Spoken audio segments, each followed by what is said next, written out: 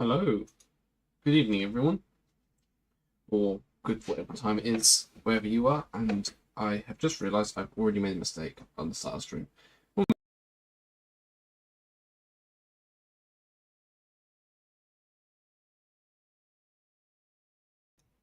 That's a bit better. You'll probably be able to hear me a bit better now. Welcome to the arcINDIE current stream. Not current, club, arcINDIE club stream. And this is going to be, well, me, and shortly I'll be joined by some other staff and special guests to play some indie games that have been at the arcINDIE event this year. My name is Flapper Ultra. I am in charge of running the Hedgehog Technical Institute that puts on these events. If you've played these games already, I just have to say thank you for enjoying them and showing your support to the developers. And also, if you are a developer and you're in chat, I can see Nes Mario 123, who I believe is a developer. To correct me if I'm wrong. And I just want to say thank you all for once again for submitting your games to our little event. I will be joined by some more staff and special guests soon, but before then, yeah, I thought you did. I wanted to be sure before. I was very confident about that, and I'm not normally that confident when it comes to things like that. So yeah, I'm just going to go through the event details for those who may or may not be familiar with the event, though if you're in the stream, I imagine you're familiar with the event. Pardon me. This is, if we go over to this, I have accidentally deleted the display captures. Ha ha ha ha. There we go. Here is the Hedgehog Technical Institute website. www.hedgehogtechnicalinstitute.com. If you head on over to that website, you'll be greeted to this, and you can check out arcINDIE 2025, and you can see our direct presentation and all the games that have been submitted to the event. So there's a lot of great games. We're going to play some of them today, and we'll probably go have another stream next week to play the rest of them, because we are not going to get through them all today. There are so many amazing stuff to check out. Sudden cough. I apologise. Yeah, if you visit the site, I mean, you can, for example, let's say Lorenzo Director's Cut. Click on that, you can see the trailer, and then you can go see the booth, which is on our forums, and you can join our forums. You can leave a nice comment for the developers if you like, and yeah, very simple, very easy to do. That's if you haven't already, which I imagine most of you at this point have. So yes, heading back to the schedule.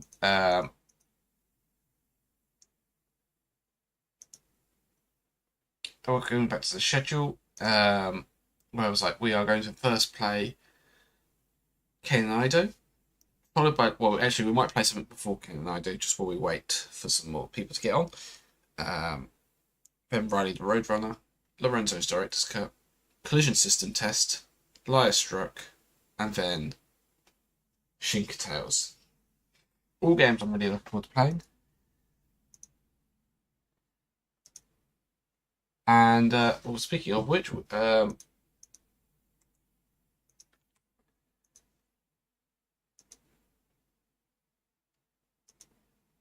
accidentally called everyone again. Hello, how are you? We are live, just so you know. I'll stream the games when we come to that, though, through Discord. Yeah, to see chat is good one as well. Uh, oh, that's a good point, Nez. I will get that patch very quickly.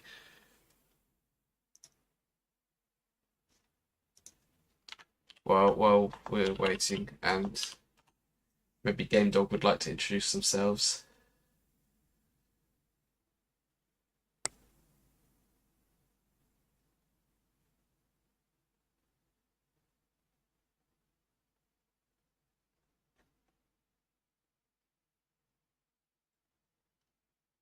Mm-hmm.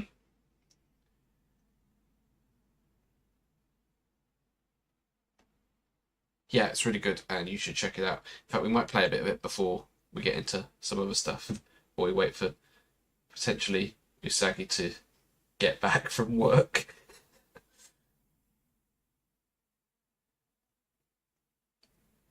Try and find the.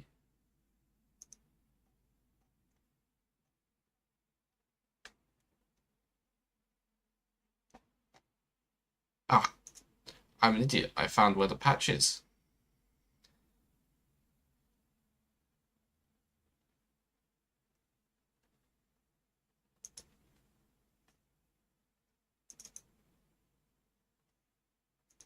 Hang on, why is it an exe? You said it was a DLL.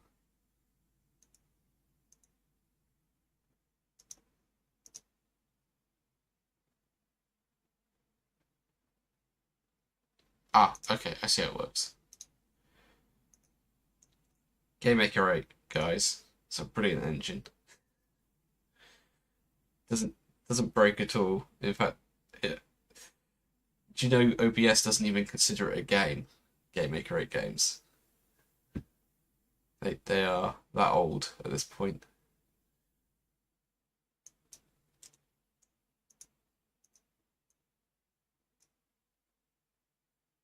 There we go. Okay, yes, NES Mario, I have now patched the game. I really like Mario Bites Bread, by the way. I'll be honest, I was a bit skeptical about it at first, and when I came to actually playing it, I found it incredibly charming, very good to control, and despite the slowdown that Game Maker 8 was causing without the patch, and a lot of fun. I enjoyed it a lot, yeah. I liked how crazy it was as well. Um, you did a good parody game, I'll be honest. Um, right, I think I do need to get the latest demo for Cuban Gardens, which is available on Steam, by the way, if you are interested in.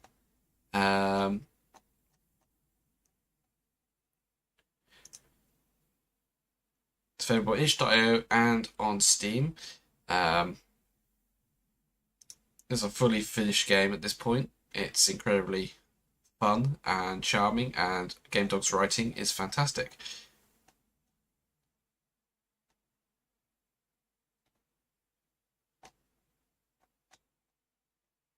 Ah, I forget you haven't actually uploaded the download there. There we go.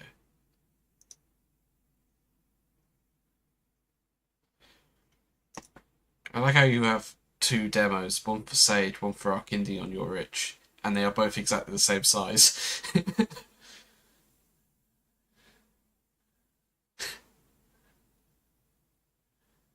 uh, oh, that sounds about right. Yeah, just letting that download quickly.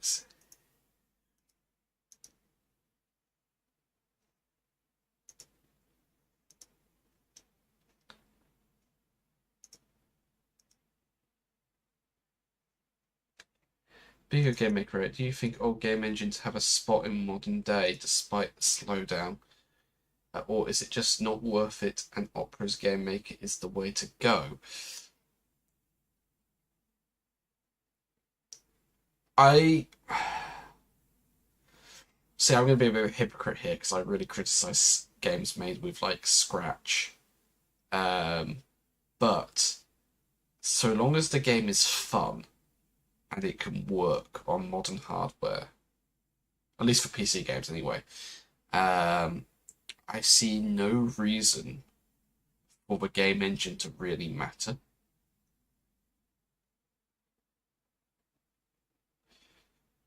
So long as the game is fun. If your engine is not going to let your game be fun because it is bad or doesn't work, then I can only criticize it on a technical level of, well, this engine is bad and therefore it's hurting the game. I can't really do that with Game Maker 8 because Game Maker 8 games are capable of being very good. It's just outdated. That's my opinion on it. I don't know if you have any thoughts on that game, Dog.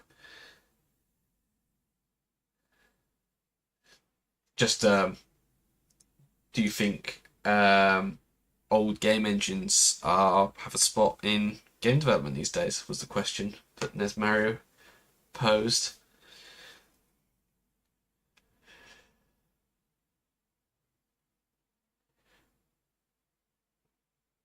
Yeah, I'm not surprised, to be fair, with the RPG Maker community. There are some people who set in their stone like XP and things like that.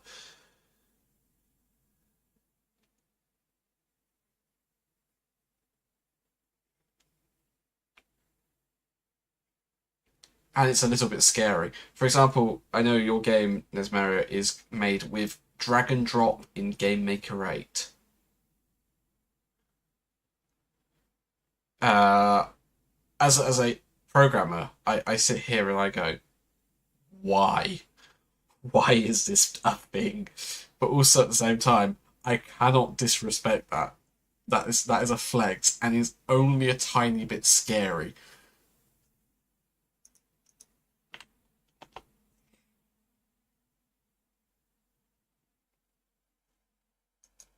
It's like people going, I write my games in binary. That person must be terrifying in real life.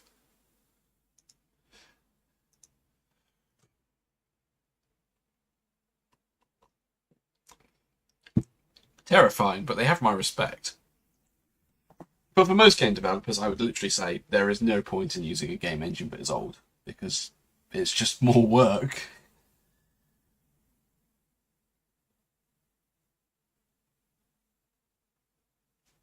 It's only for the special stages. Is that for your fake 3D effect? Which actually I was really surprised to see. Um, yeah, to be fair, at least Game Make 8 actually has 3D functions. They stripped them out so in future versions, which really hurts. Yeah, yeah. I think I'm familiar with that one.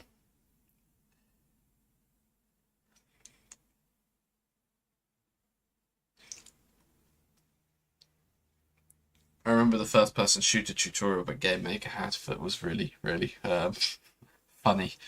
Um, right, that finally has extracted. We can now play it.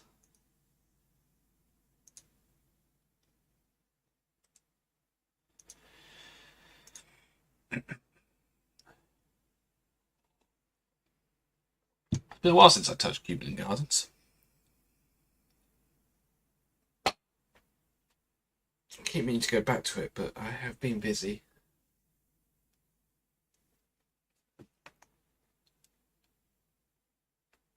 Why?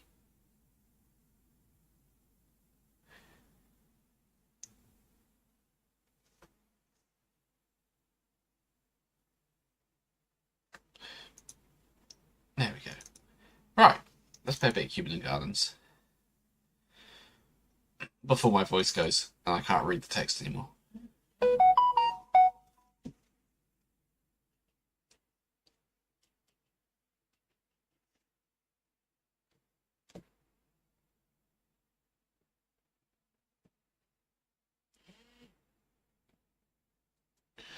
Right, there we go. Let me stream this for you, Game Dog.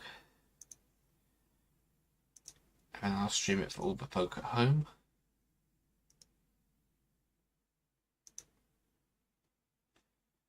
And then I shall try and work out how OBS works once again.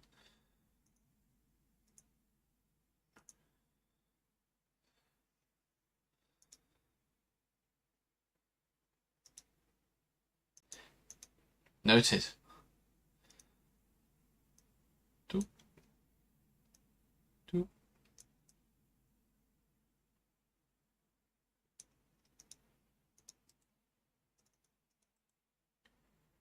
Oh, it won't let me resize the output, which is really annoying.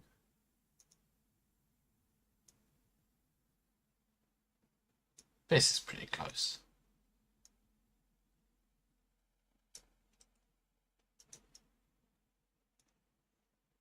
Actually, I full screen it. If I can full screen it, that won't be a problem then.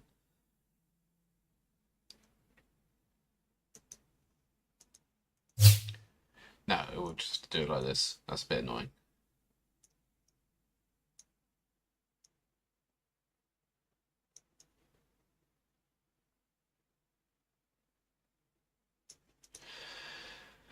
Right.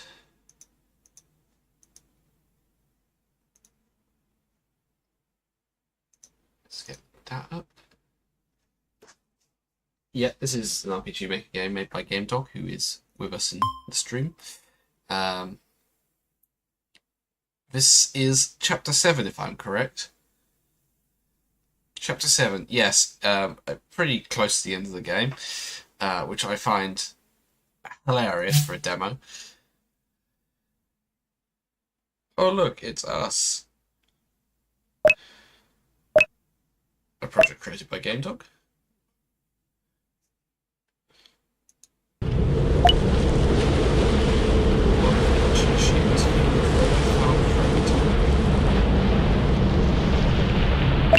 So, if you're playing arcINDIE, you would like to hear from the other player content. And with that, a few words of relevance to the players of that context. This game has been featured for the past 2 years in this event. This will likely be its final appearance. Why? Well, as of earlier this year, Human Garden and Friends was fully released on itch.io and Steam.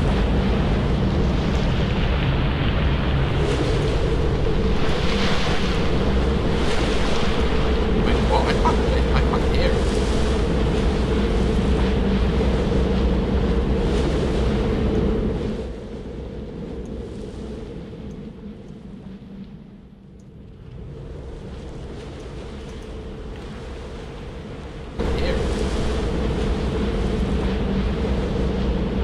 Yeah, it's pretty loud. Yeah. I'm just wondering why I can't hear the game.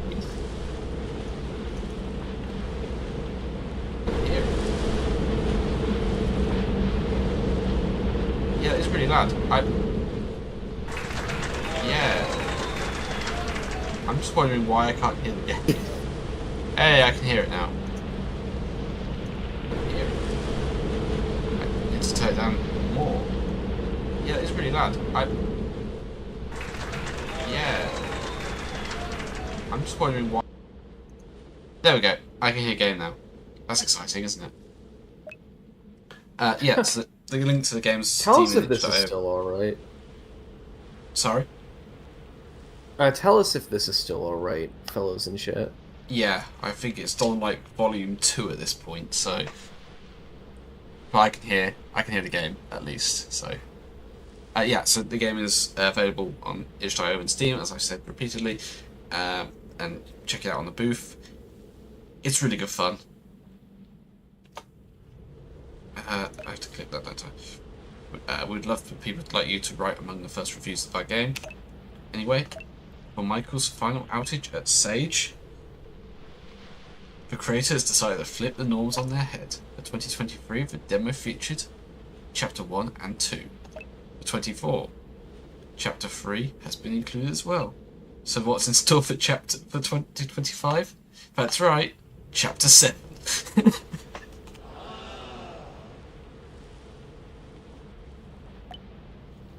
God, we love RPG Maker's default sound effects. You know, that one's called Disappointment, but it sounds more like people gasping in suspense to us. You are right about that one. Hey, by the way, Doctor Who fans, tell me if this one sounds familiar. I forgot you included that. Anyway, Aimed specifically at you. you'll be yeah, you'll be experiencing one of the last areas in the game with no story context. Want to fully understand what's going on? Play the full game. Haha. If you bought the That core is games the bundle buff 2025, sound you already own effect, it, by the way. To be honest, It's also the sound effect for when a Dalek fires a Yeah. laser. It is the sound a Dalek makes from the 2005 revival onwards, when they shoot You their were showing me those, and I'm like, oh, wait a minute. when they fire their Ruby Ray blasters, which is canonically what those are called, by the way. Yeah.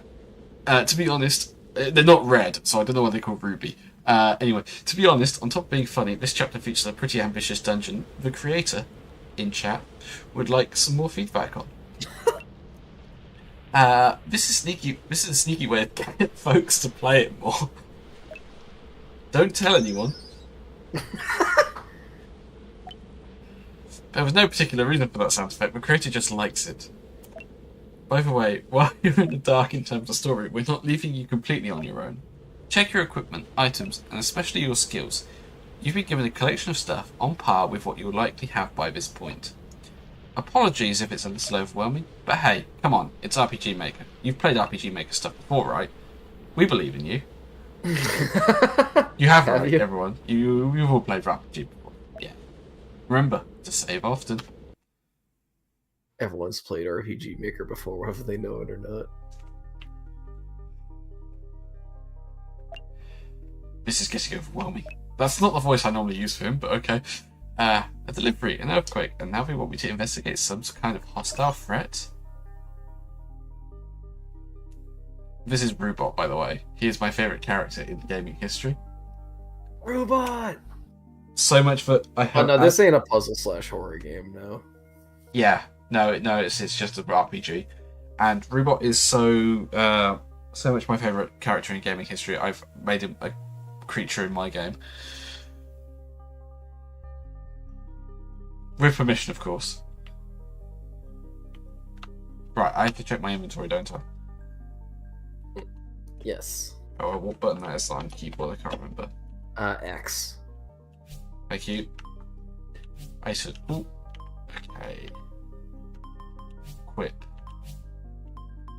So we've got all this cool stuff here. I want the best stuff for health, because I am a basic person who thinks that is how games work.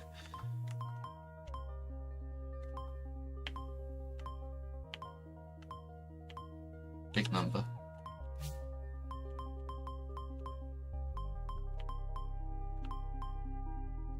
Big number.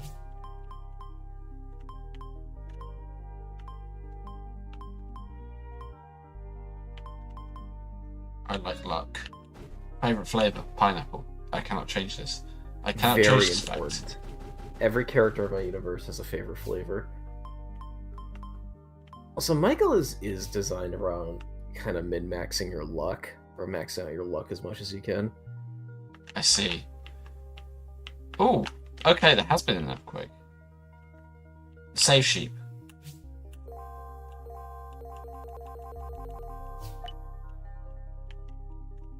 They always tell you to save often. Only protagonists can see them. In many ways, they are a little bit scary.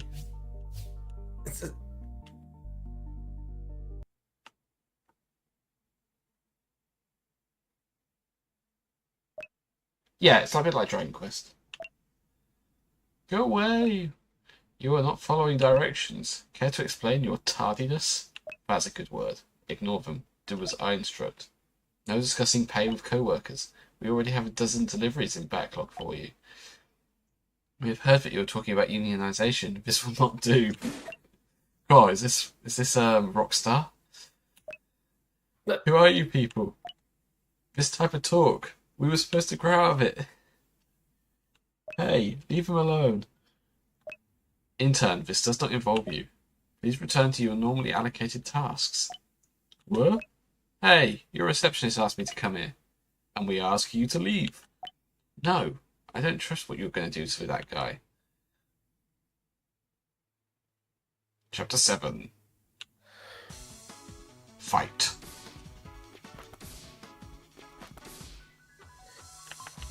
Right, so the trick with this guy is orientation, if I remember rightly. Oration. Oriation. Yes, oration, not orientation. Those are That's slightly very different.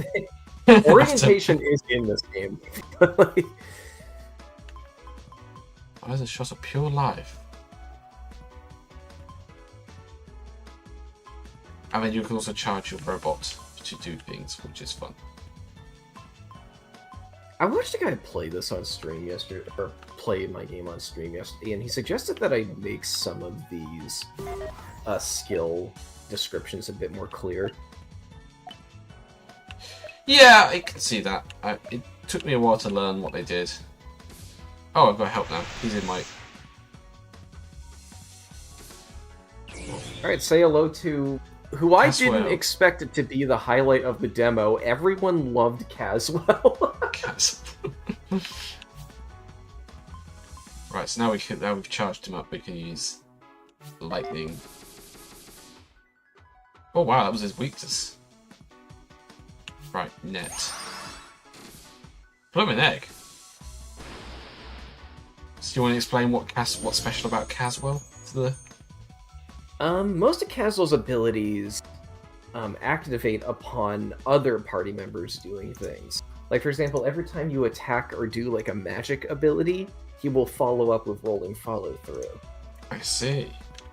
If you use an item or guard, he will, like, throw a bonus heal on top of that. He doesn't do much on his own, but, like, he gets the most done during other characters' turns. It's a type of gimmick I've never really seen in an RPG before, and I found a plugin that, like, lets you make these, and I'm like, I really want to try these out with a character. I've seen first-person dungeon crawlers done with RPG Maker, yeah. I know Bird Game did that. I see. Makes sense.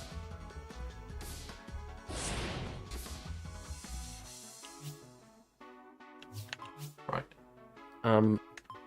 Lightning. On the Discord, you said "we are life" instead of "we are live." Thank you, autocorrect. Don't you hat autocorrect? That's me trying to do it with one hand. Using my right hand, I'm left-handed for typing.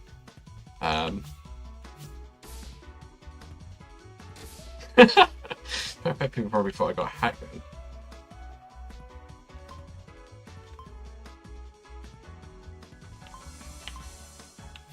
Hello, Riley. Hello. It goes well. Blah, those words. The words said correctly.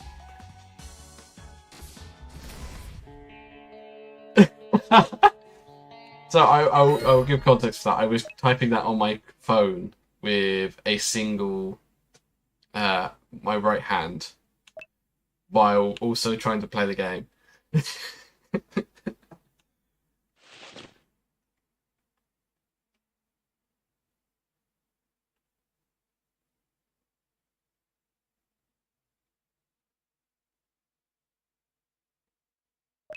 Okay.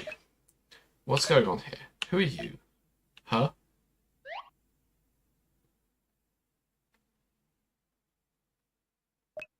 I could ask you the same question. I thought it was just monsters and those gem people in here.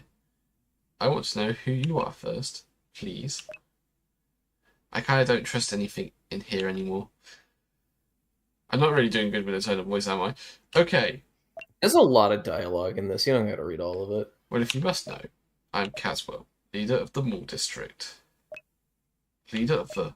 Oh, goodness. Wait, I recognize you now. Mm-hmm. Of course, I've seen you on television. What? Sorry? I can't imagine Caswell saying it like that. Saying it like Consoft. Mm-hmm. Yeah, I'm the worst dub for this. This place is really messing with my head, but I didn't recognize you. Mm-hmm. What are you doing here? Well, I got a report that an off-limits area had been breached. A door that's supposed to remain locked at all time had its electronics fried. Would you happen to know anything about that? Robot, I just wanted to open the door, not break it. Robot. Hang on. I could. Hang on, has robot always been spelt like that? Do I say this every single time? So at this point in the series, Robot doesn't have a name yet. Oh.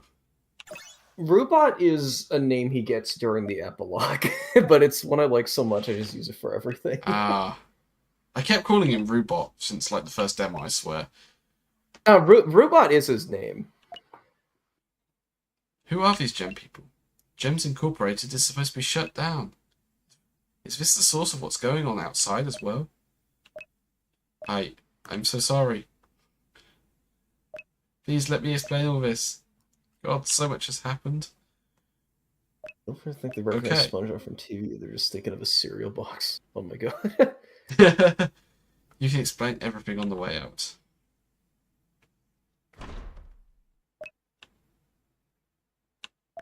What? It's no use. All the doors out here are locked. I've been trying to escape too. We're not trapped here, are we? Seriously? I'm afraid we are trapped. I love that face. As well. Let's work together. I have somewhat of a plan to escape, actually. But it requires we help those gem people for a little bit. Absolutely not. But I don't know if there's any other way. Well, if we're going to be here a while, would you mind explaining to me what you're even doing here in the first place? Of course.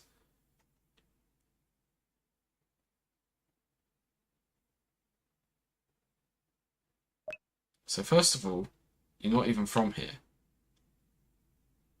Nope. I'm from the Tech District. And you're trying to do research on a monster. A very specific monster, yeah. And this is the closest place it could be found. What kind of research? That's suspiciously vague. I want to befriend a monster. What? The actual specifics would take too long to explain, I think. But I can tell you all about it later. Fine. You're sketchy. It sounds like none of what's actually going on with this place is actually your doing. You just got caught up in this, I guess. Listen, I'm sorry for breaking the door, but I really was just trying to test a hypothesis of this monster and then leave. I see. I guess I'll believe you for now. I truly just want to escape just as much as you do. I just want to find my friend and then leave. Friend? Huh? There's more of you? Yeah, I probably should have mentioned that. How many of you are running around this place? It's just us two. I promise. Did you ever try to translate Nea's dialogue? I know you can. I haven't, no. Yeah, if I could copy and paste it, I would. Deciphered. Yeah. But it's a lot of effort to type it all out again. Let's get a move on. I don't know what your plan to get out of here is, but lead the way. Maybe I could think of a better one in due time.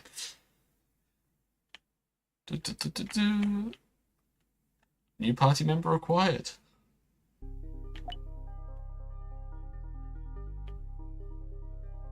You! Eek!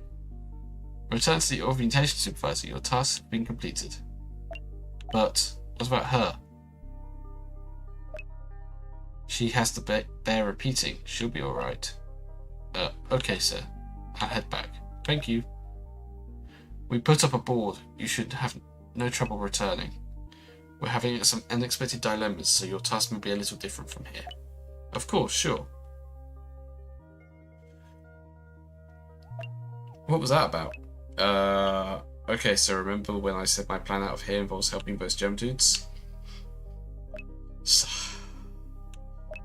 you were serious about that? Well, can you think of anything better? All doors out of here are either locked or missing.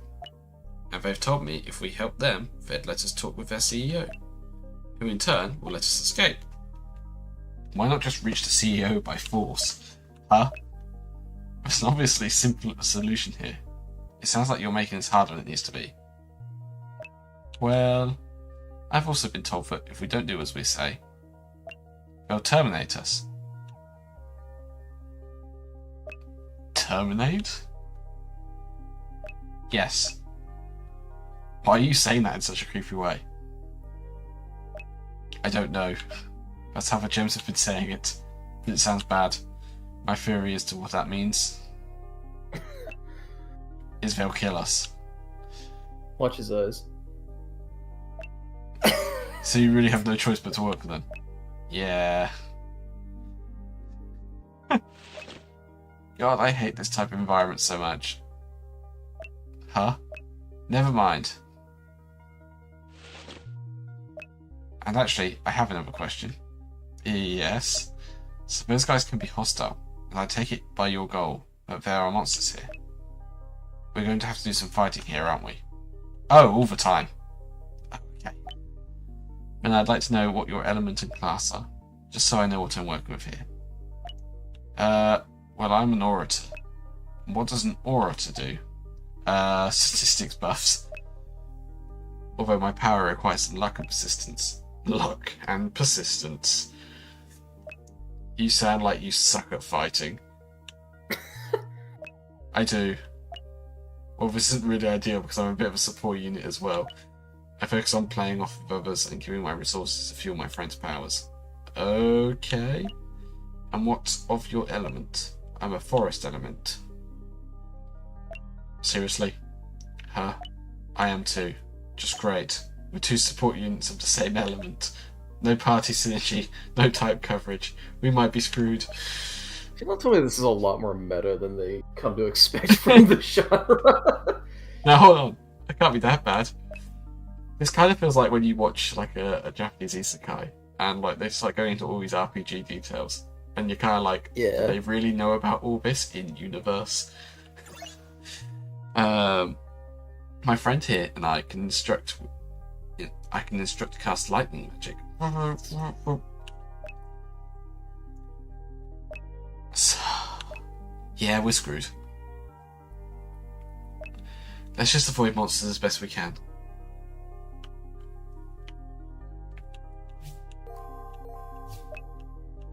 Remember to save often.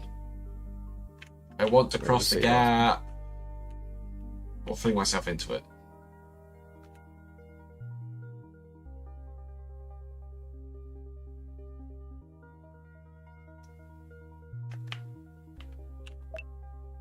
Gems Incorporated is forever.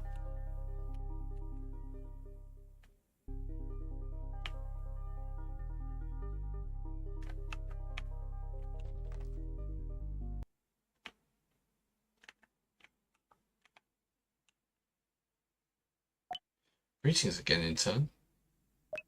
Oh, a new recruit? Happy to have you in the ranks. I'm not here to work for you.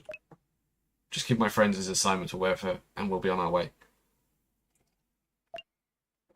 Wow, you have an attitude. This is Caswell. He's here to job shadow with me today. Job shadow? Job shadow? The heck are you talking about? Please no fancy in our offices. Stop talking. Listen, Caswell, we need to play along with these people. I'm sorry, it's the only way to escape. Fine. What is it you want? Well, we need you to visit the locker room. The locker room? This has to do with our current situation, the breakup. A few associates have been causing difficulties in the predicament. So they have been terminated. What we ask you to do, intern and Shadow, is locate their lockers and retrieve their items for us. I presume you've given them the proper severance, because that feels rather sudden. You can't just fire people because of the bad business choices in my district. That's not how things work around here. Please let me handle this. I'm unsure if you've actively been to the locker room yet. It's to the east of the lobby. Same wing as the factory floor was down. What does that even mean anymore? There are 4 lockers you must find. They are marked with bright paint. Now be on your way.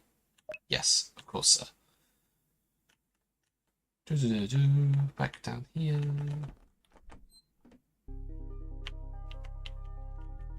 Chairs.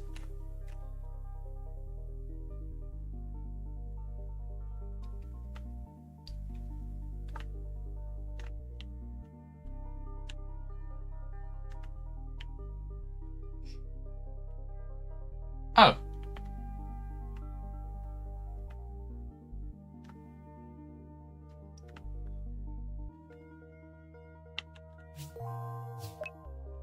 Save often. No elongated halls, no shuffled doors, no swap rooms. Ah. Weird.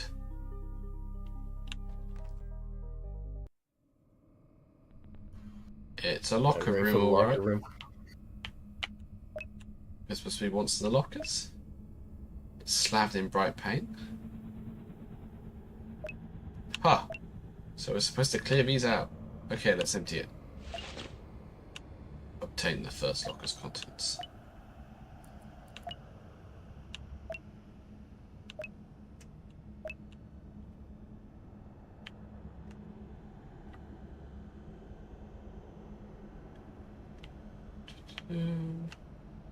Look at the lockers. No, I've got an anecdote to do with lockers. When I was in my second year of secondary school, I misremembered where my locker was, and I picked out the one I tried to get access to the locker next to mine. Yeah. And I couldn't do it, so I thought my lock was broken. And I ended up getting the school to cut the lock of my friend's locker next to me. Oh my god.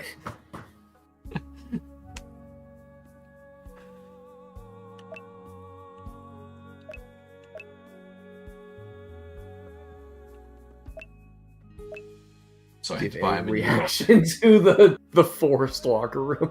Yeah. It's quite pretty, actually. Kind of reminds me of a Terranigma dungeon. Oh, people keep telling me to try that one. Yeah, it's good. I like it. It's a good game. Reminds me of Zeal, which is I think the 3rd dungeon. Yeah. It's like you go through it and you restore like the weather. You make it rain. You restore the rain and it floods the river, and then you swim in the river. Huh. The music's really good for it as well.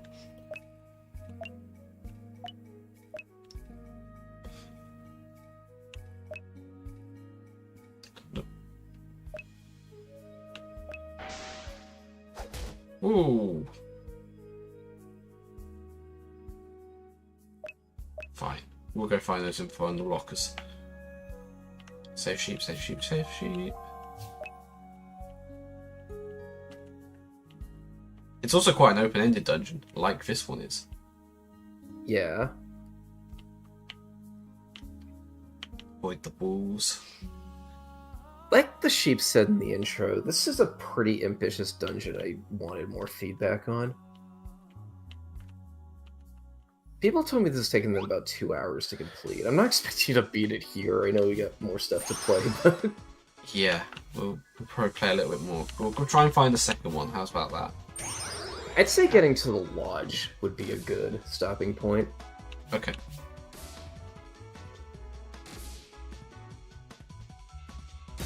Ooh, big got stepped on.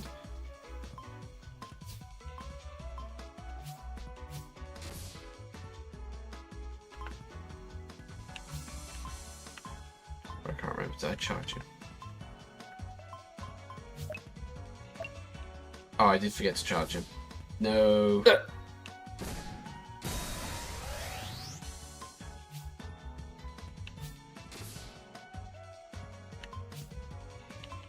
I knew I forgot to charge him.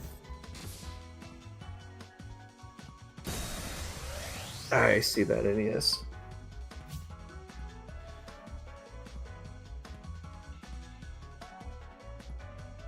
What the best in a first-person dungeon crawler rather than a Dragon Quest clone? So I have an interesting opinion on this. I like random encounters, but I kind of like the idea of a radar system rather than a full-on random encounter system. So, like, you have a radar, so you know roughly that enemies are approaching you. Yeah. But you don't know what they are until they are on you. And it works really well in, like, dungeon crawlers. Because you know what's coming. I've seen games do that, but you don't know before. what's coming. Yeah. I know very few games that do it, to be honest. I know there's one Super Nintendo RPG that's brutally difficult, and that's about it. The first thing that come to mind that does that isn't even an RPG, Zelda 2. I wouldn't... No, I'd consider that more just overworld encounters. It's just kind of sporadic.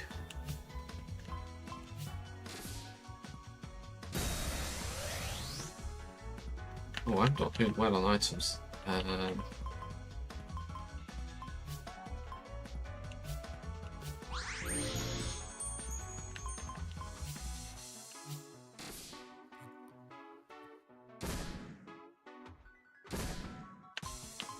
Maybe I should try mixing up what I'm doing. What is the... I hope HDI Void's chats become a bit more active after this. Yeah, it has been a while. Yeah, we have been a bit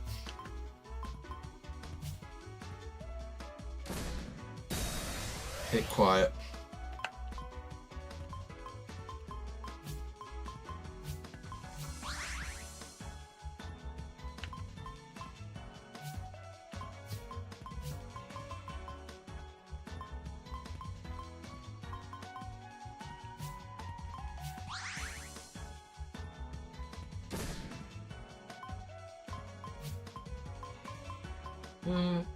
Shared with the Ducky. Who's the Ducky dev?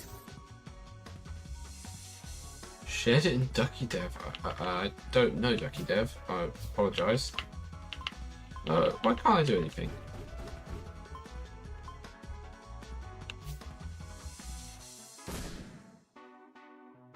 Oh yeah, you were silenced. Oh, I see.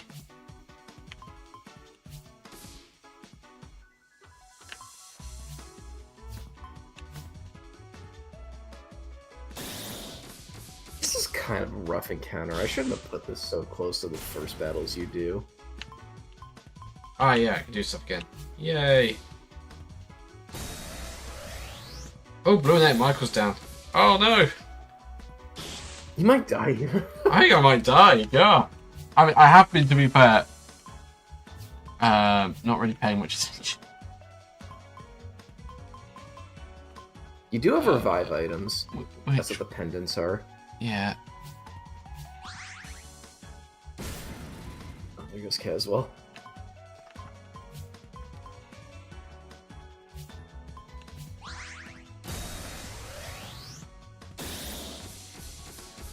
Oh.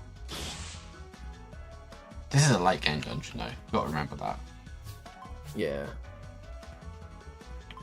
Yeah, you hit that guy, you might kill him. Good. And then you can use that there. And to be fair, I should be buffing him.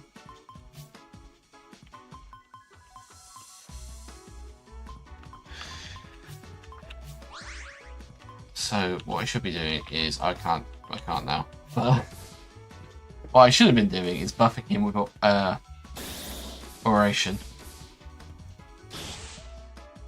And I wasn't. You have a robot charge just ready. Yeah, but I can't use it. Oh, because you're silenced, right? Yeah. So we've got to tank it. But we did it. There we we go. managed it. Make sure to heal after this. Yeah. Oh! Have you onion rings?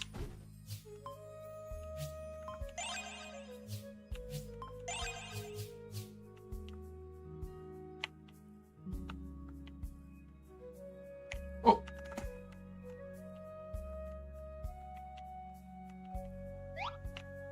Run!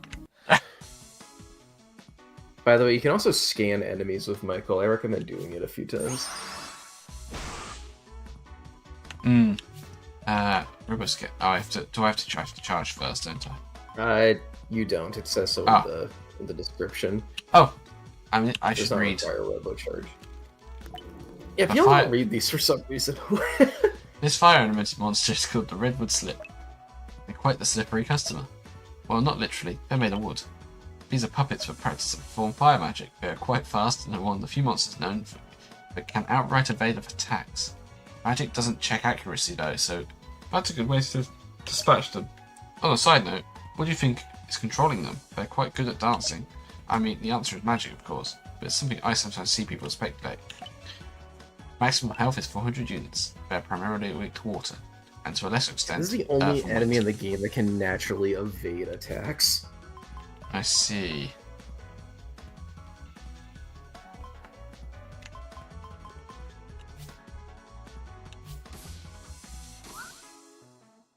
Yeah, see?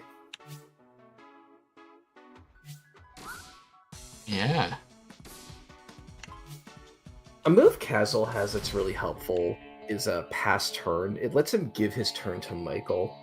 And, like, the follow-up attacks you're doing is going to do anyway off of what Michael does. That's a So good you might as well point. use that as much Yeah. as possible.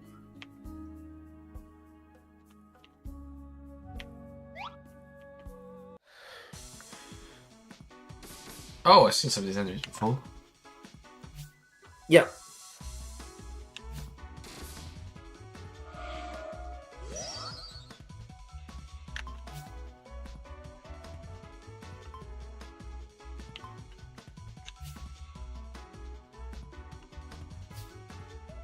Do I do a robo challenge, maybe?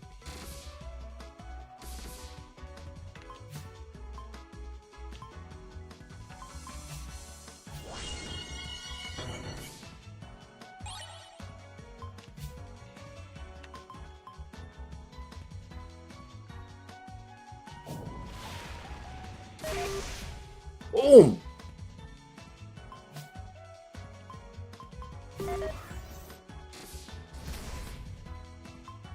Right, do I have something that can do damage to that guy?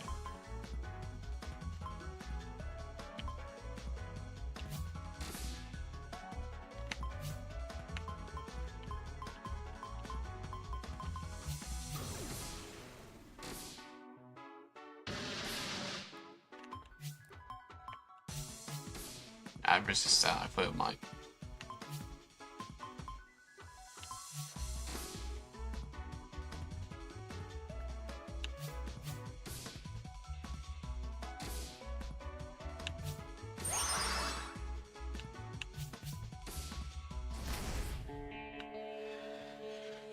Got it. Nice. I always think, yeah, I do think like the end of the battle music sounds a bit like something out of The Last of Us. Ha!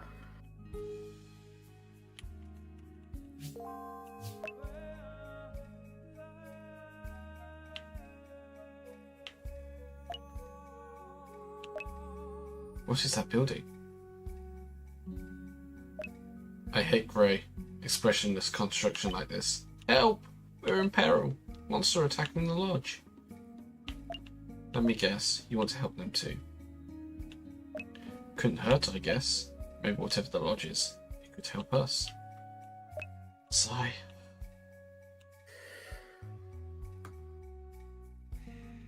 Right, this will be the last battle. Check the inside of the lodge, and I think that might be a good stopping Yeah. point. There's some funny dialogue in there.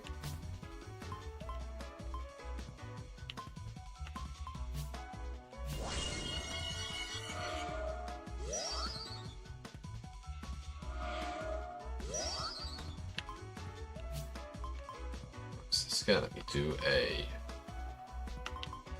river charge, followed by a sweep.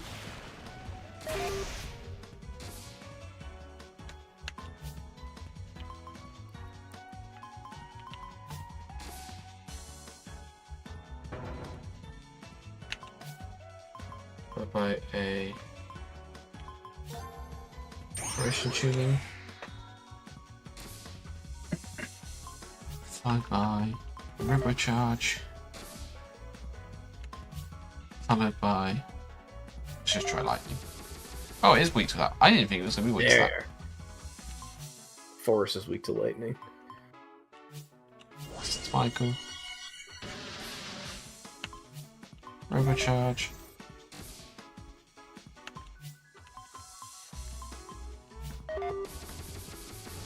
And here we go.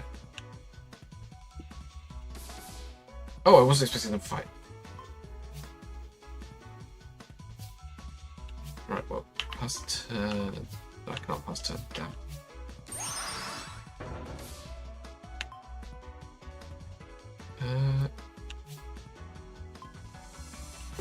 Charge. I'm going to use Ben.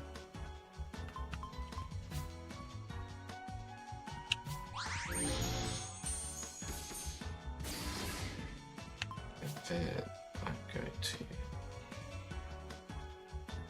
turn back to Michael. Oh, he took some damage there. Do I have a charge? I can't remember.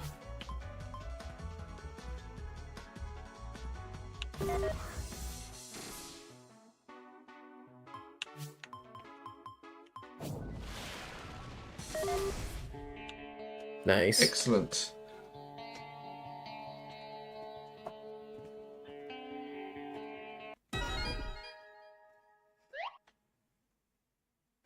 Right, let's get into.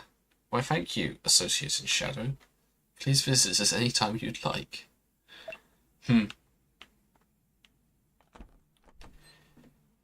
Welcome to the lodge. Oh, I remember you making this area. Oh, really? Yeah. This is our hub for business. Even in the locker room, we must stay productive. No casting magic in our sanctuary, please. I promise we'll burn the grass eventually. Welcome to the lodge. The guy's behind the counter, too. It is I from the cafeteria once more. Care to peruse our new inventory? Yes, Yeah. lunch, please. I'd say this is probably the... I just bought 25 packed lunches.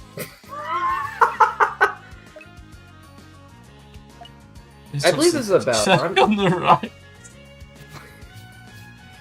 I'm gonna say this is about 40% of the way through this particular Yeah. demo. Probably a good stopping point for the purposes We'll of this call it stream. here. I'm just going to go back to that sheet. Yeah. Well, I own the full game, so... Right. Yes, you do. Thank you. So I should probably just, save it in the actual game. And with that, we'll call that an end to Cuban Gardens, and we'll be heading over to the next game. Would you like me to stick around? Yeah, stick around. Please do. Okay. It seems the team Yeah, is where's probably that going to be other guy who unavailable. wanted to show up or needed to show up?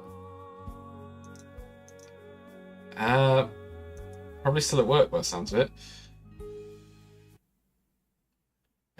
Bit of a shame. So, yeah. Next up is, and once again, Cupid Gardens Befriend is available on itch.io and Steam.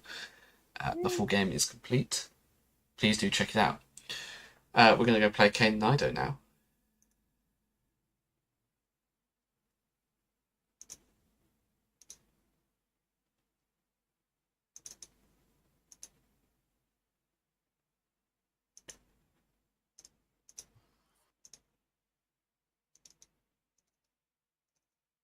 If I can double click, that is.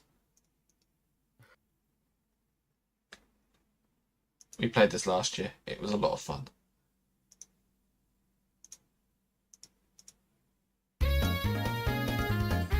Although, once again, we need to take it down. Kane and Ido is one of my favorite demos I played this year, honestly. Yeah, I'm looking forward to playing it again.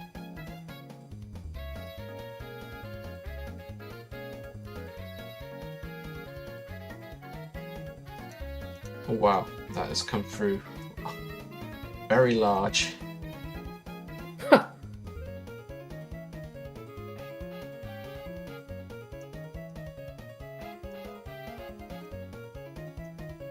There we go. Alright, let's get into it. In fact, actually, I have a controller. I'm going to plug that in quickly. The stream is quite zoomed in on the C. It should be Kane fixed and now. Ido. It was. Okay. It should just take a minute to update on there, and I will stream the game to you.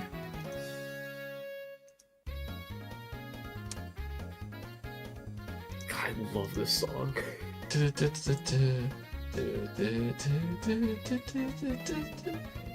Oh, hi. Hello.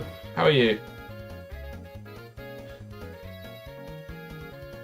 Yeah, you can join the VC if you like. That's a good point. Yeah, we should totally have devs join. I've been terrible with invites this year, so yeah, just you in the HTI server, I'll find you. Hold on. It's a private group. I'll invite you. Yeah, you invite them. Actually, and then can just I join the do VC. that? Hold on. I think you can. Just a Group, group chat. edit group. So I don't know if I can. Oh wait. Find him.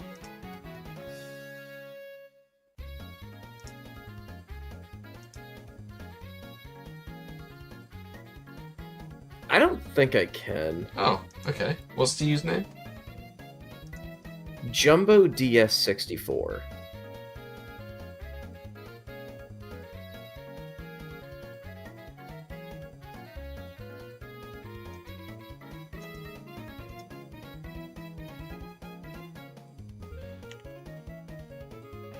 Yeah, Jumbo, if you could send me a DM, I will add you to it. I can't seem to find your username at the moment. But if you send me, Flapper Ultra, a DM, I will add you to the group. I can do as much as change the server or the group chat's like name and stuff, but I can't. You must be able to add people. I probably just yeah.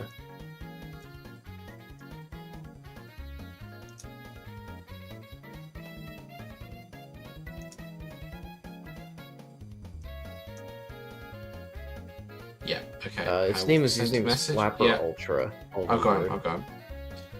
Got them, sorry. Right, now I need to try and do it. Invite friends. Oh, it has to be a friend, that's why. Wait, I got it. Ah. Hey, oh, awesome. there we go. Okay, they can join now. Welcome. Hello. Welcome to the stream. Hello. Yes, hello. How are you? Good. Good. So, this is the developer of Kane and Ido. Ido. I've been saying that pronouncing wrong Ido all this this whole time. No! It's okay. Ido. It's okay. It's Ardust! But yeah, this is my game, so. Yeah. Do you want to tell us a bit about it? Yeah, so, yeah, it's kind of, I don't know what to say, but it's like kind of based on my love for licensed games, really, like, because like obviously it's not based on anything, it's just my game, but I guess the whole idea is just like, for one, it's like cartoony, like kind of like a cartoon type premise. I'm writing a little comic as well, but Oh, lovely. also like I think like I tried to there's like some different aspects that are inspired by particular licensed games, in particular well you'll see when it comes up, but like there's like a throwing mechanic that's like inspired by a particular game I like, but I'll explain that when we get to that. Mm-hmm. No. I remember playing this last year. I will say, I have to this see it is again. like This is like a type of inspiration you just don't really see that often. So this game like immediately stuck out to me. Like this honestly feels like a long lost DS license game, you know? It does. Yeah, that's basically the idea. I mean, yeah, that's the idea basically. It also has this really rare style of animation you saw from like games like Scribblenauts or like Drawn to Life, where the each limb is like its own sprite and it's animated like Die a immediately. Yeah, it's actually the model is actually 3D. The head is 2D, but the body is 3D. Which is actually oh my how a lot. God. That's actually how a lot of those games did it. Actually. Yeah.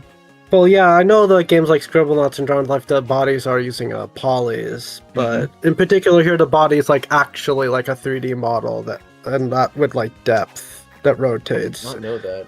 Just the head is 2D though. That's actually inspired by the particular game that was one of the big inspirations. Ed, Edd and Eddy Scam of the Century. It's like a DS game. Well, that uses that sprite style, like the player model, like. Because, like, I guess you probably know about the other Ed, Edd and Eddy licensed game, Misadventures, where they have, like, fully 3D models. And I think some people said, like, they're kind of weird. Because, like, I mean, Eddie's got, like, that smile that's hard to recreate in 3D. So for this, like, in this DS game, the developers, I guess, like, there's evidence in, like, Ed's model that they tried to do it in 3D.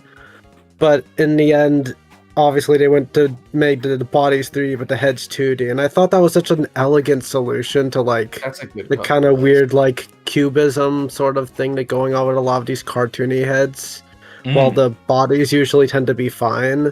So I wanted to replicate that in my game because I just think it's unique. I haven't really seen anyone else do that. At least like not at like a low res like this. I don't know if I've really seen anyone do that. I can only recall like, yeah, I can only like recall one. I can only call like, I don't know, some like example reel someone posted somewhere of like a character like that in like a more HD style. But yeah, I don't think anyone's really ever done this 2D head 3D body sort of thing. I just thought it was a really interesting visually. Yeah. Oh yeah, and here this is also inspired by that Ed and Eddy game. It had this throwing mechanic, which I thought was interesting, where like you can pick up enemies and then you throw them and they like bounce off of things like a little pong or breakout ball. And I just thought it was an interesting mechanic that had some potential. In particular, you can actually this is supposed to be introduced later in level, but if you throw the thing into yourself, right? Right, like if you take the object and you throw it so it hits yourself, you can ride on it. See? So that's a mechanic in that Ed, Edd and Eddy game, but the game doesn't really use it much. So I really wanted to try to utilize it more in this game. Like, so unfortunately, it's not that much in this demo that properly utilizes it. But currently, I'm developing another level right now that's going to like really make use of it. Oh heck yeah. Yeah, because I just think it's like an interesting mechanic the game didn't explore. Well, you can use the item by holding the shoulder button and pressing one of the face buttons, the L button. See? Oh, that gave you a full heal too. Oh. Well, you got it already because I think there was something. As well.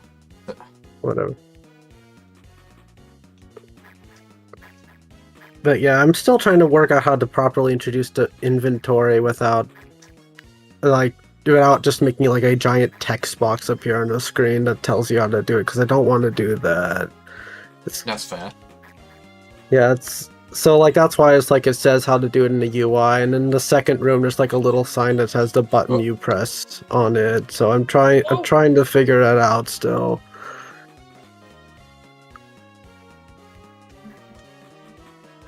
I remember me and Mitch getting stuck here last year. I know this enemy always had like a pushing attack when you heard it, but it only recently added the visual for it. It's like one of those like basic things that because I've been really trying to focus on getting like a horizontal slice of all the main levels of the game done. And so there's like some basic stuff I haven't gotten to yet. So I only recently added like the checkpoint sound and that visual. And actually, there's a bug present in this demo that I just fixed. That was an easy fix, but I just fixed. If you get hurt and you fall into a pit while you're invulnerable, you'll take a second damage, which you shouldn't be able to. But I fixed that in a more recent version. I will once I'm finished like brushing up a lot of the detail. Like I have a Steam release of the game, of course, but the demo isn't up on Steam yet. Once I iron out some of the, like a lot of the little details, in particular, just like a room in the other level in the demo that's like pretty rough. It's like a later room that I think is pretty rough that I need to like fix up some. But once I like brush up these things, I'm definitely going to put the demo up on Steam because I just want to make a good impression on Steam. Are you gonna wait till like a next fest? Maybe that's actually that's a good idea. Well, the next fest is like in February. I do recommend that if you because you get a lot of the algorithm on Steam works to your advantage for that sort of thing when those are on. Oh, I didn't realize I could do that. Come on. Oh no.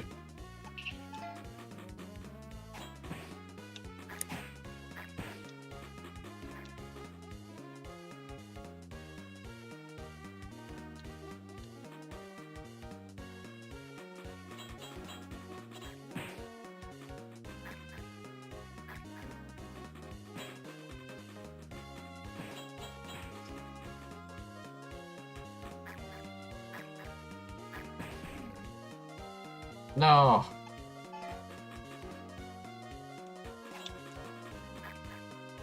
I was doing well, I Ain't no thought. licensed game, though. It does look like a licensed game in that. You know, recent years I've been seeing a lot more appreciation for licensed games. Yeah, I'm really happy about that, honestly, in general, because I think honestly it's really like I'm passionate about. I'd like to like actually do like games based on existing IP at some point. Yeah. I just like gotta get there, but I really want it to be like I want licensed games as like a medium to be more appreciated for what they can be, because obviously what they are is like been pretty meh usually, because it's like obviously the main thing is that it's like an easy vehicle to get like make money, but I think like there's a lot of potential in like taking something that isn't interactive and like They have really fun translating to an coming up. interactive. I will say this: I think the appreciation comes from the fact that nowadays licensed games tend to be pretty much just mobile games. That's true. I remember the early Yeah, that's true. 2000s. It was like around 2013, I'd say. It's like 2013 onwards, I think, was really what I'd call like the kind of the death of the original licensed game. And because game like budgets had to increase as well. Yeah, game budgets increased, and also mobile phones started becoming popular, and so companies realized they could just poop out like a quick like mobile game and call it a day. I kind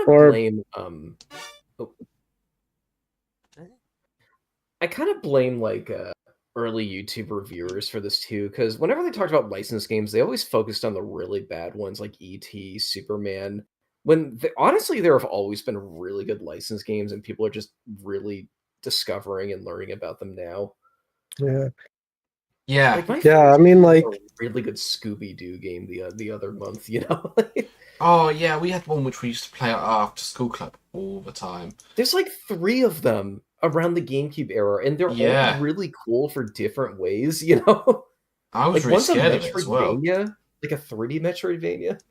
Like, and like I think a big thing is that like being a licensed game tends to be like a knock against something for something. Like people give it less of a chance, like compared to like say like a equivalent like more middling game that is not an IP, like people would just ignore that. Like I guess I think games I can think of that are like similar. I guess it's like I don't know. There's like I guess Yeah, Whiplash. Whiplash is kind of has is a sort of like platformer that I feel like is like a platformer most people just don't really think about. But if it was a licensed game, people there'd be like a mix of people who are like, "Oh, that's classic," and people would be like, "This is stupid because it's licensed or whatever."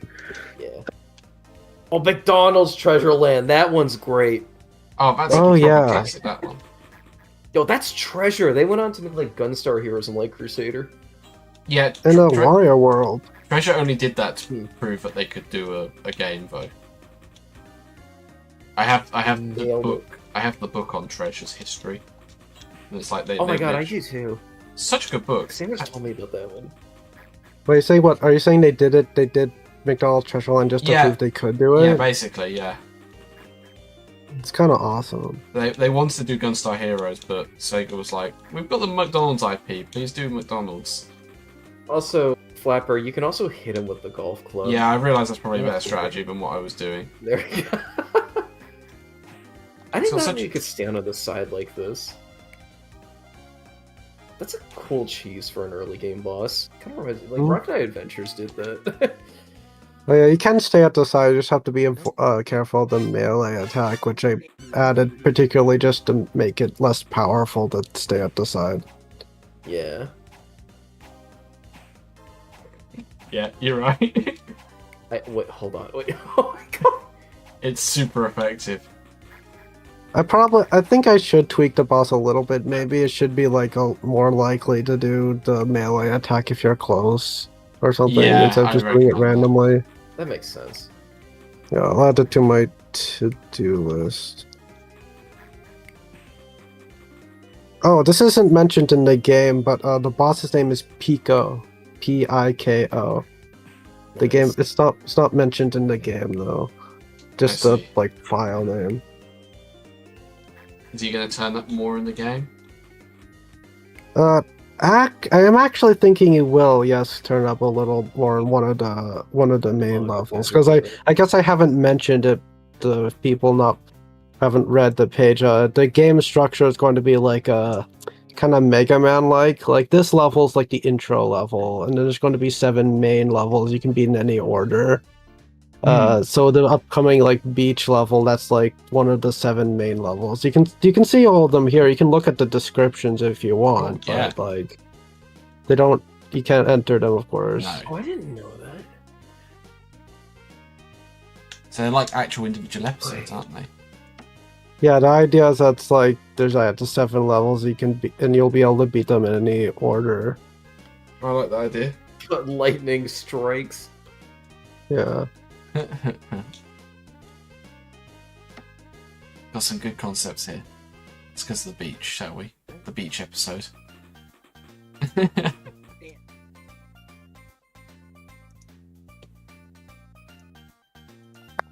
Astro Boy Omega Factor is peak. Yeah, it is. That's a good license game. Yeah. Yeah. Oh yeah, and then after the main 7 levels, there's going to be like a gauntlet of like 4 final levels. You know, kind of like the Wily's Castle sort of deal. Yeah.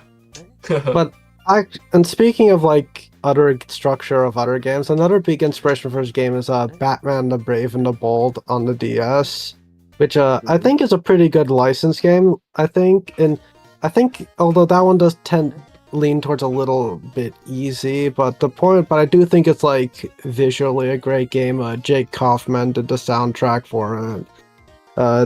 But I think a big thing is that game has like a Mega Man-ish structure. In particular, each of the 7 of the main levels there that you beat in any order have like a special gimmick. Well, in that game specifically, since it's like based on Batman, there's like each one you have like a second hero that you can switch to has like a special ability that's used as like for puzzles and stuff in the level. So here I wanted to make sure it's not exactly the same, but I wanted to make sure each of the 7 levels is like based on a specific mechanic. So this level's mechanic is water. So it's swimming in water. I like how the swimming controls in this game. Yeah, I figured like I think my friend Fuzzy, whose game Kira Kira Cat Girl, I think wasn't in indie arc unfortunately, but it was in Sage. Yeah, both of us have agreed that I think probably swimming would be better if you don't like have these weird slow controls with the weird gravity, but instead are just like can move freely. So yeah, that's the whole thing here. It's like you can just like it simply just takes away gravity. That's all it does here. Yeah. Like, I feel like the best kind of swimming controls make it feel like you're almost flying sometimes, and this game definitely checks out and does that. Yeah, and it's so simple too. It's not like I have to do anything complicated. Seagulls important might be worst enemies. Yeah, In I real didn't end life. up using the seagull. I didn't end up using the seagulls that much. I might change that at some point, but Despise seagulls in real life. They're always stealing my chips.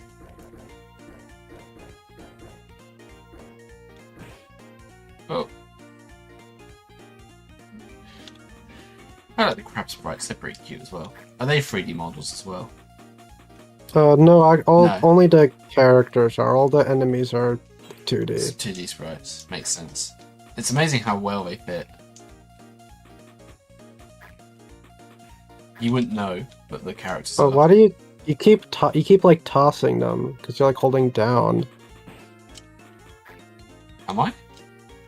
I'm not holding down. Oh.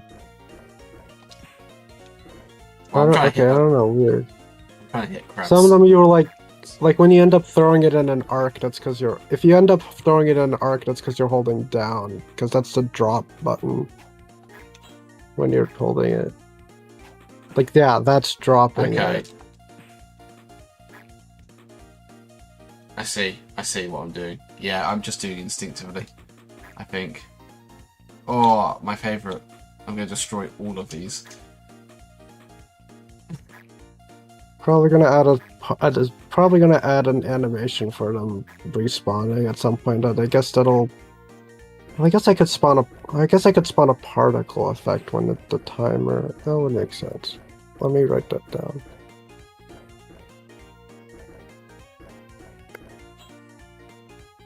Whee! In this level, there are some secrets that you can get to if you use the if you use the riding mechanic in particular places. Okay.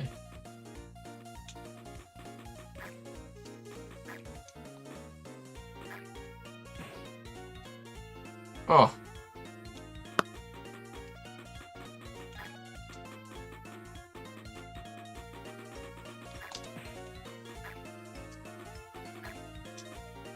I'm gonna lock in now.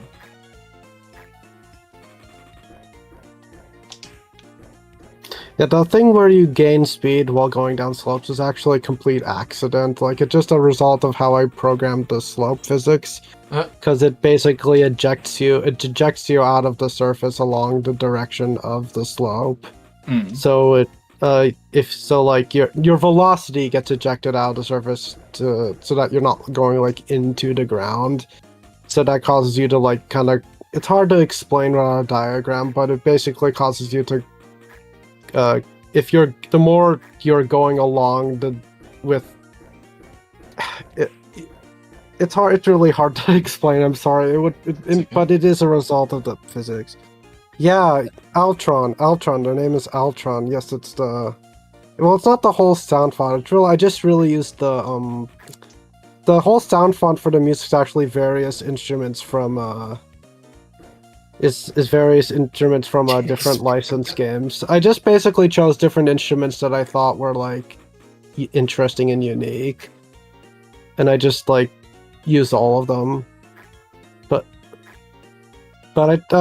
yeah, the like that particular sound in like the hub and street music is like that one sample from Phineas and Ferb on the DS. Yes.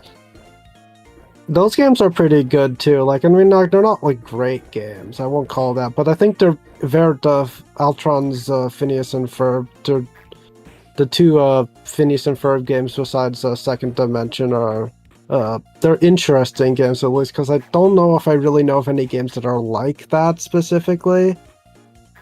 Like, I don't know, it's like you're going around collecting like crafting materials or something.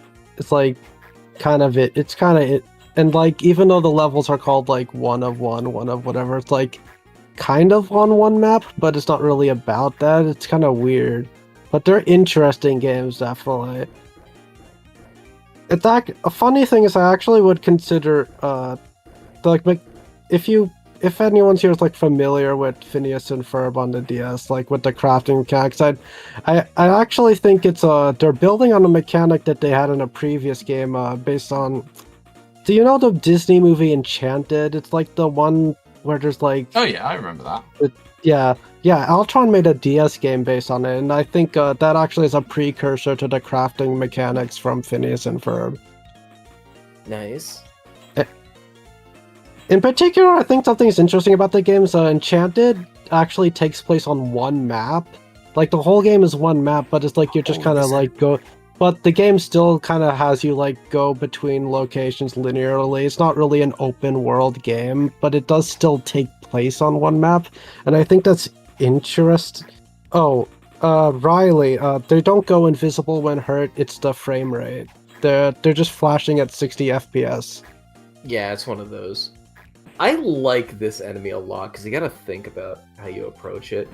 Yeah, they're egrets. I found two ways to get around him. You can either sneak underneath them with a partial jump, or you just get rid of them by throwing something.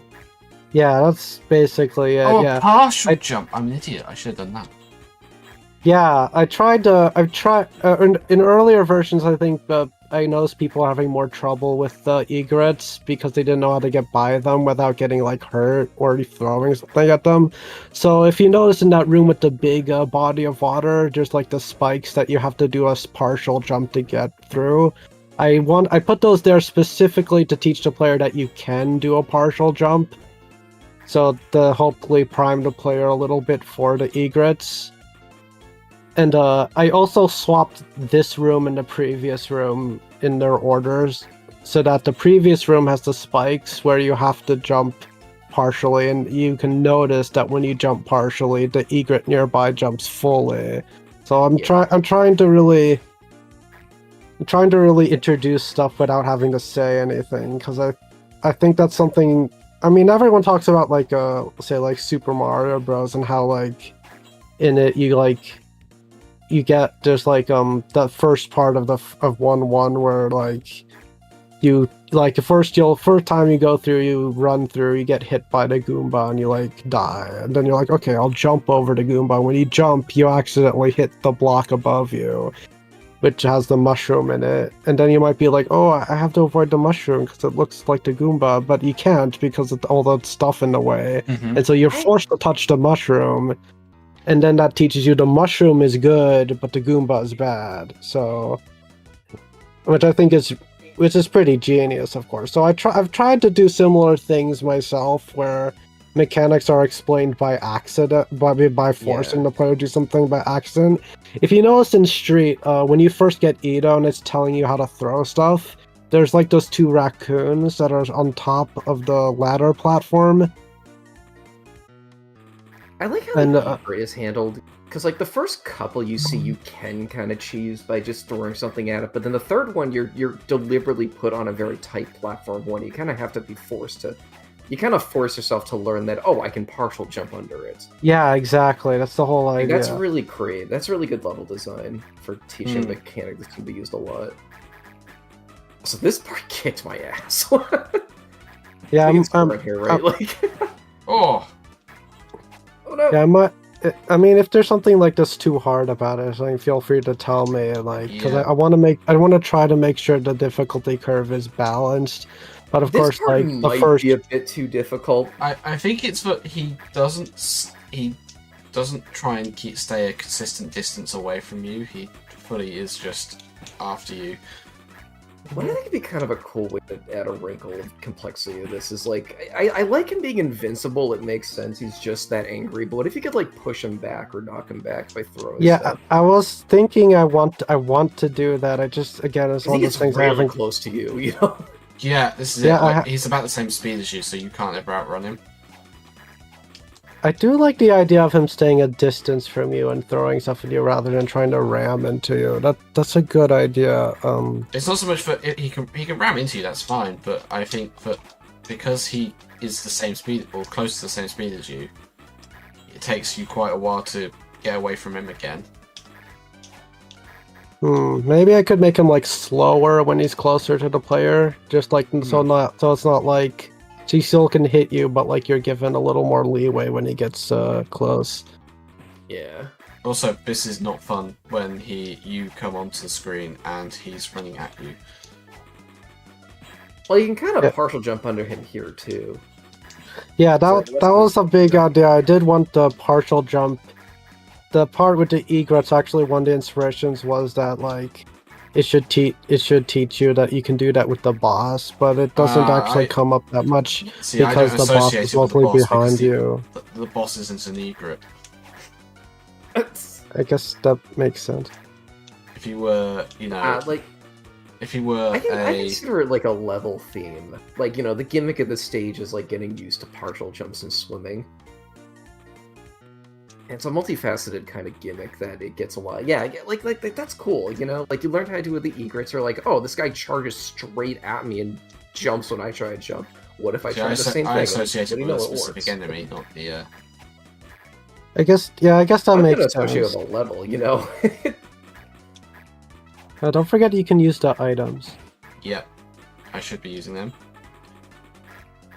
Yeah, it's like this is a frustrating because in Identity Scan of Century, that's where the inventory mechanics based on Identity Scan of Century, where you have like 3 items on the touch screen that you can use at any time by tapping them.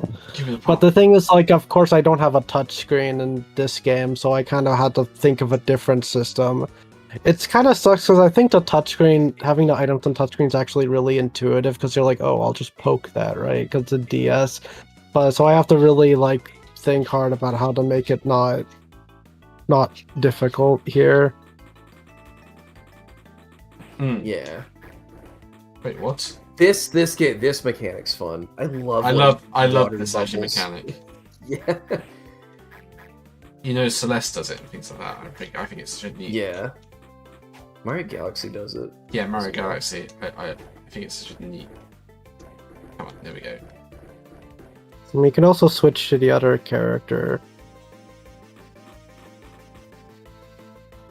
Yeah, he plays like.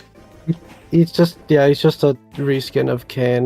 There's going to be one other level where there's like a different character than Kane that you play as. That's just like a reskin. In both cases, it's more of a plot-related thing that I think is obviously here. Kane is like turned into a little coffee stirrer, so you can play as him. And the other level will also be that like he's stuck somewhere, so you can't play as him. I didn't see the spikes.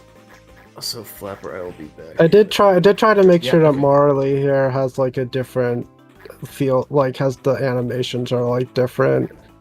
Like his jump is like, instead of having that kind of like whooshy jump, he's like has this little Mario jump. But it's like mechanically the same, it just feels Makes sense. Oh yeah, you guys got a Mario jump.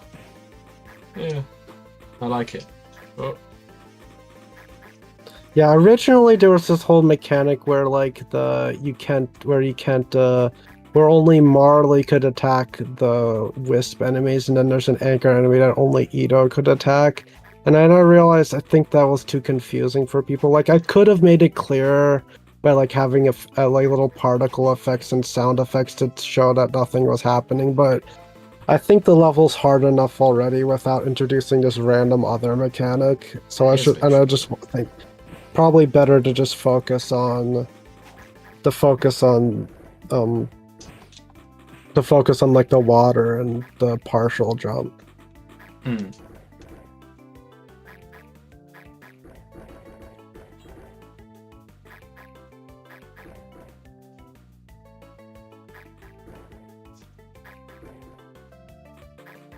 I was being funny.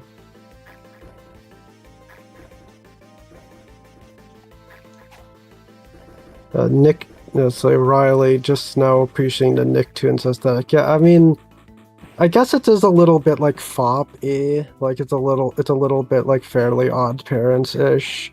It's like but I get it's also inspired. It's actually really mainly inspired by this more obscure show called Scaredy Squirrel, which is like.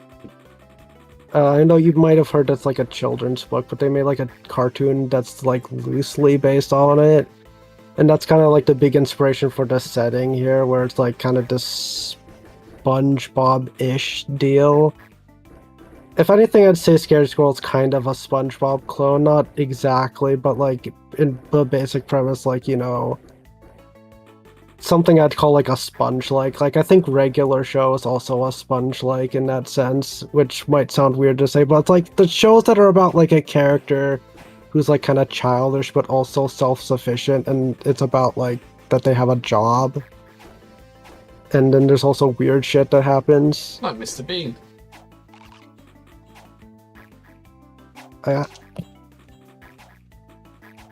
Well, I mean, I think the difference is that Mr. Bean, we don't really, it's not that it's true. But that is close. I hadn't actually considered that. Mr. Bean is very childish. That is true. He's childish yet self-sufficient at the same time. Mr. Bean is SpongeBob.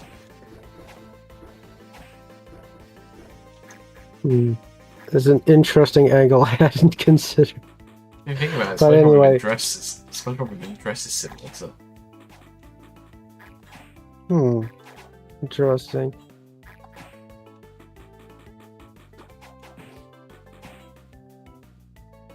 Yeah, I might reduce SpongeBob. I might reduce like the amount of enemies in certain locations because there might be too much stuff, or I might remove the spikes. Yeah. Like again, it's like the whole thing is like I'm trying to get like a horizontal slice draft of all the levels out first. Although of course I want to make this level particularly nice since it's in the demo, but I'm trying to get like a horizontal slice of the 7 main levels, and then I'm like gonna like brush up everything to make sure it's like good.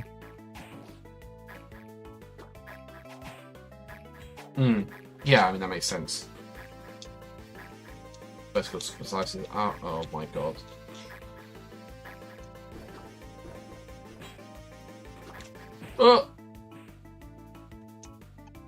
Oh, this is tricky.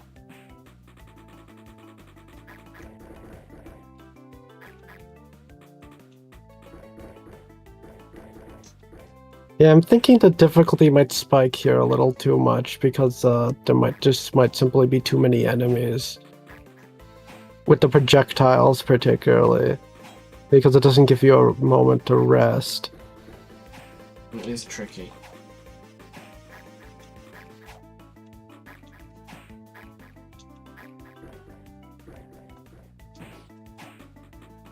You can jump in the water. Yeah, I'm just not very good at it. Oh. And I'm rushing a bit.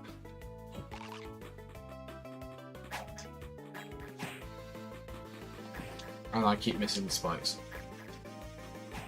Yeah, I thought I made them green so they'd be more visible. One of my friends suggested. I guess that makes sense.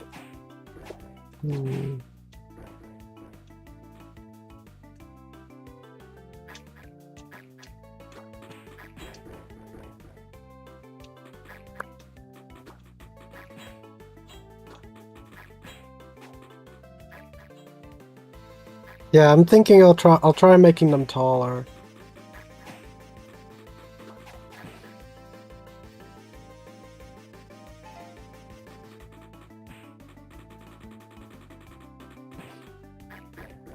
That was on me. I saw that.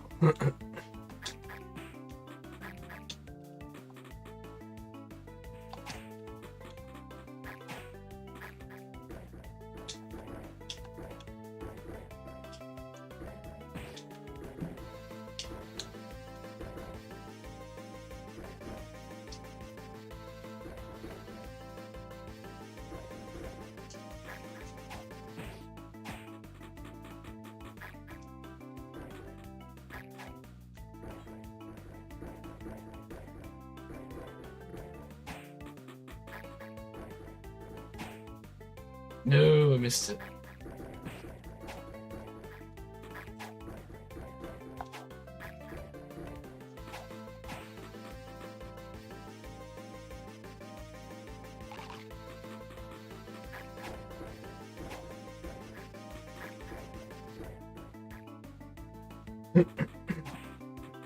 Yeah, I'd have had the checkpoint. Yeah, instead of...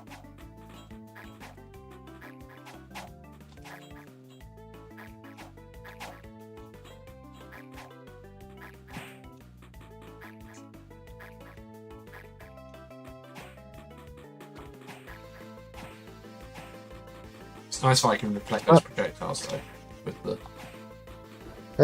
I really think I'm just going to try reducing the enemy spam more, because I think there's too many enemies throughout the level that creates like this consistent amount of stress, I think.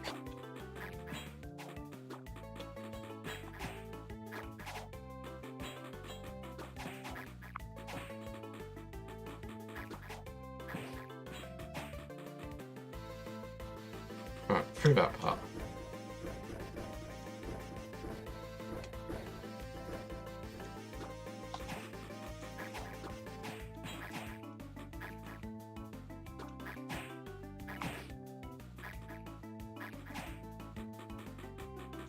In a tree.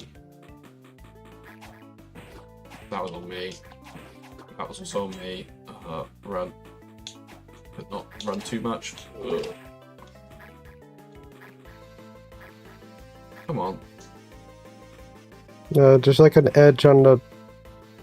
That's Yeah, I evil. think that might be too exact.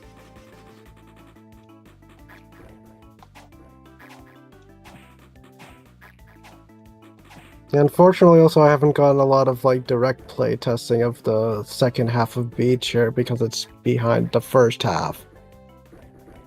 So Right, yeah.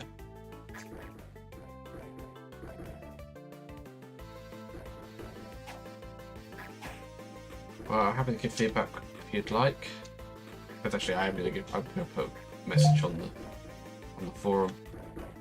It's a proper my thoughts on all the games towards the Cool. end of the event. Nothing horrible. Just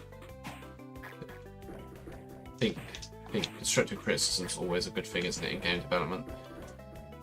mhm. But no, it's fun. Just yeah, a lot of enemies and a lot of dangerous platforming with enemies. But I do love that I can bat back via projectiles.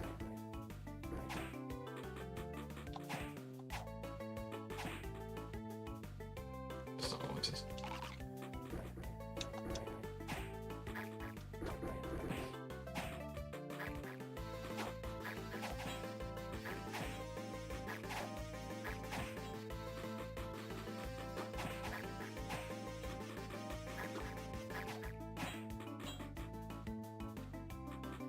Right, okay, let's do this again. Nope, I fell. Oh, good. Up in the tree. Bird on the bin. Squirrel in a tree. Yes, you should use your Yes! item. Done it. No! Oh, I took... Oh, I panicked a bit there.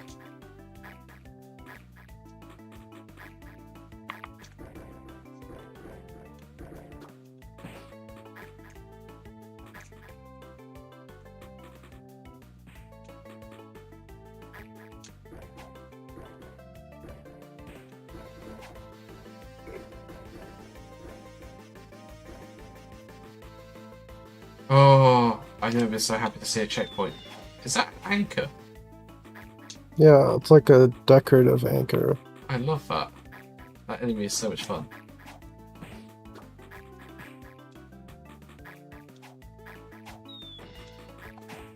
I love a little like cartoon falling sound effect it has.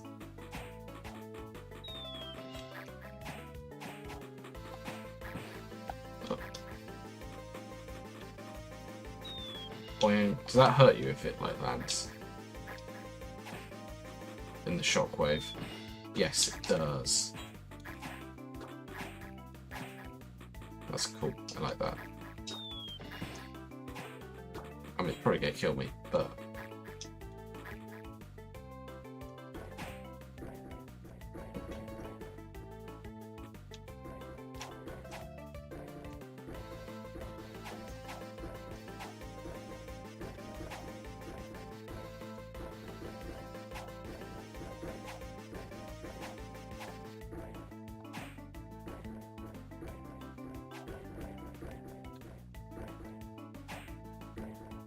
Definitely does it.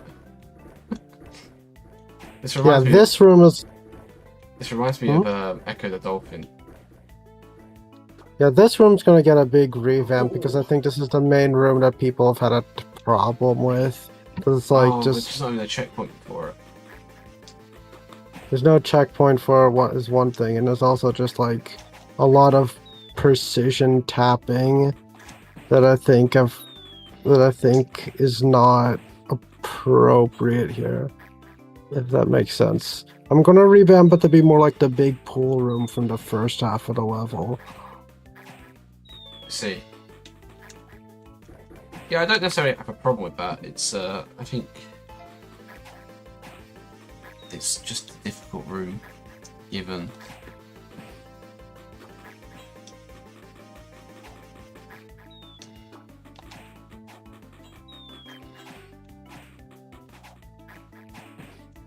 This game must have some, but with the you know, the wall bounce with the item, thrown items. This game must have some like massive speedrun potential as well. Yeah, I'm hoping it does. Yes.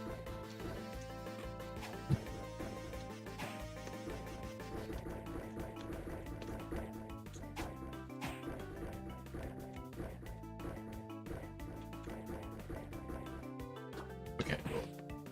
Yeah, did it again. I keep thinking I've got to go up there.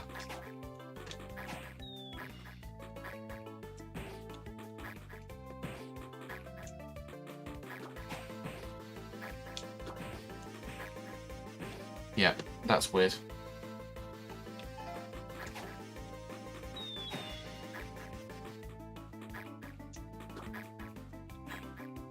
There we go.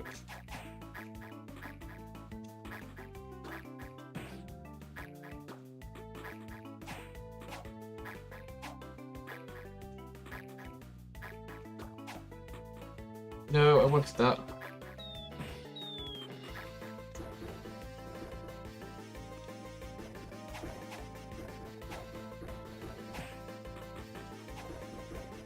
What was the test that with so few lives?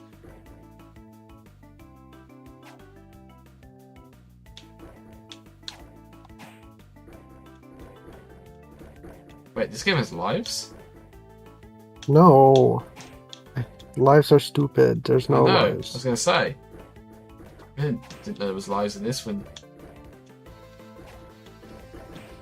Oh. I mean hearts. Yeah. Who needs hearts when you have mines?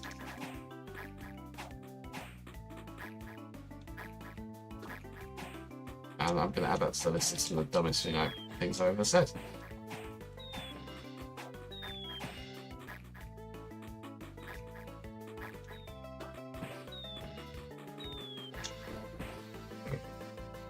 Yeah.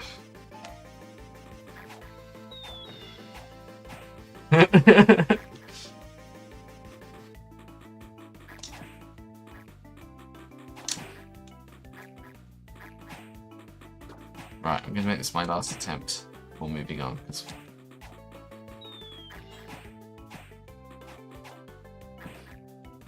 Because we have other games to play and not a whole lot of time left. I can quickly stream like the boss if you want me to, like. Well, no, leave something for the audience to try and look forward to. I think. That's fair. Yeah, but no, I'm having a lot of fun with this. It is a bit of a, I think, I mean, last year we couldn't even finish the first level, so that's already massively improved. I think this is really good. I do, honestly. I'm looking forward to playing this more when you come out with another demo. Yeah, thank you. And if you ever need any playtesting, just let me know as well. I'd be happy to sure. feedback or anything. I'm really enjoying it. I think you've got the perfect style and vibe for what you're going for. Thank you. Yeah, I think massive congrats, and everyone check it out at the event. It's a great game. I know I've been really bad at it, but it's a great game. Yeah, and thanks for coming on. Yeah, you're welcome. See you. Yeah, take care. Okay.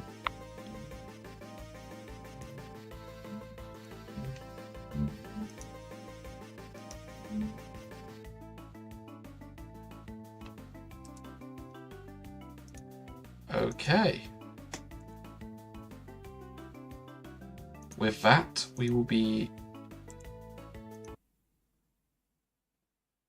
will soon be joined by Enraged Alien Avian to talk about their game, Riley the Roadrunner. Hello. Hello. This is the Enraged Alien Avian themselves. Yes. I'm just boosting up. Oh, it's made in Unity. That's the wrong monitor. Uh-oh. Let me try and open it on this one.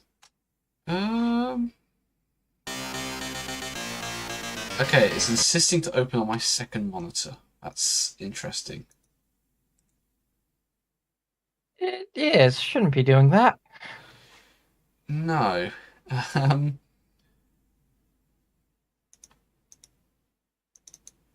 Yes. It is time for Running Road. If we can get it to work. Well, we will get to work. It's just we may be playing it on a different monitor. Fair enough. That's all right. We can work that out. Yeah, give me a second. We'll do it on that.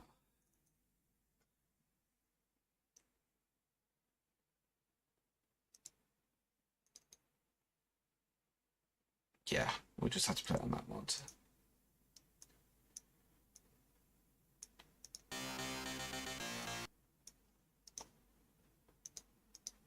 Okie dokie. Scene. So, why don't you tell us a bit about Riley the Roadrunner? So, Riley the Roadrunner, I started working on this a couple of years ago after I got laid off from a job. I had always wanted to learn like how to code games and things like that, and suddenly I had a bunch of free time on my hands.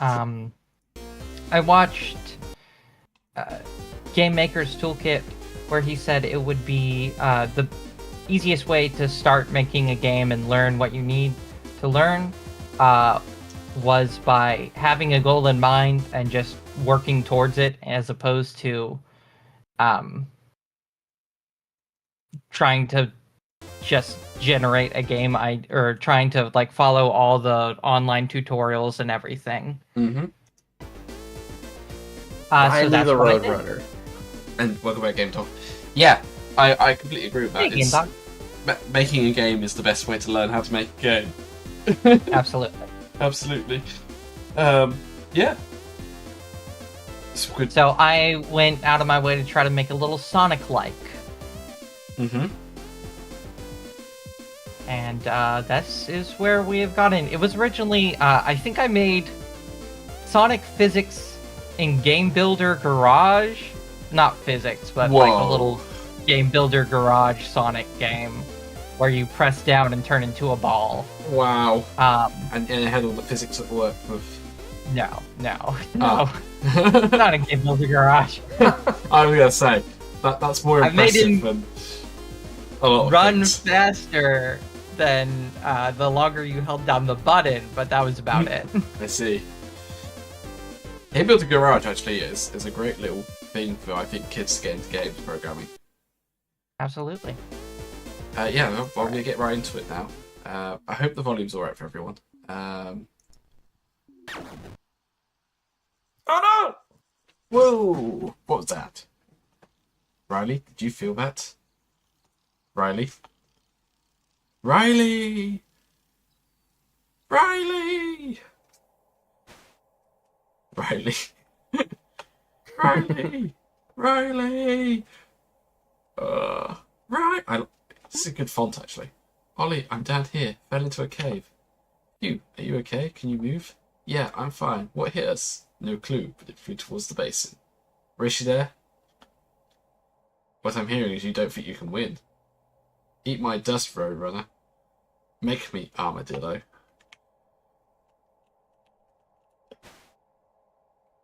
Bet my patent pending dual dash could break them. Shift E. Patent pending. Oh, this is an interesting control scheme. Oh, E is the same thing. Okay, does this work with controller, by the way? Yes, it does. Yes. Nice. Okay, I like the controls, actually. This physics is nice. Yeah, I did my best to emulate Sonic physics as much as I could. Trying to do this all in Unity has been interesting. Yeah, it's not what I'd call my go-to for 2D. No, it is not, but it was free, and I didn't know that when I was starting.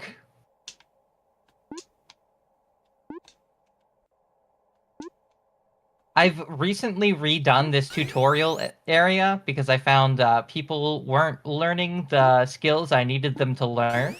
So this is new. Okay, I get that. I think Yeah. Game Dog, you tried this out at Sage, right? Yeah, I did do a video on this one as well. I really Yeah. like this one. I've been looking forward to it. Oh, I didn't read that. If you build up enough speed, you can flap, which is basically a double jump. Ah, I see. Yeah. A situational double jump like this is really interesting. I can't really say I've Speaking seen of that which- before. If you're really, you can double flap. Ooh. Oh.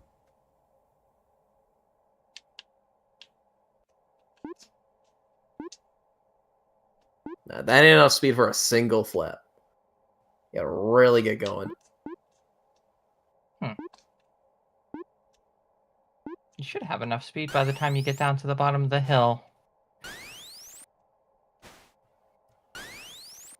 Maybe if you drill. There we go. There we go. There we go. Yeah, I was learning people didn't really understand the double flap mechanic, so I tried to put a situation where you had to use it, and you had to see, like, the hallmarks of it. Yeah.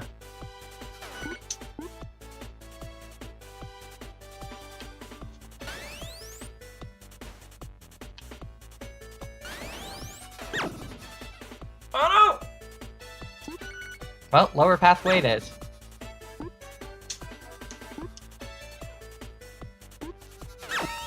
Oh. Immediately dies. I only want to see the loopy loop.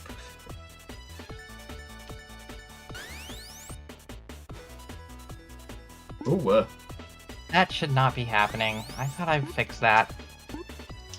Yeah, trying to... The other fun part about making this all in Unity is trying to get collision in Unity for a fast character is pretty difficult. Yeah. If you're not using their default physics.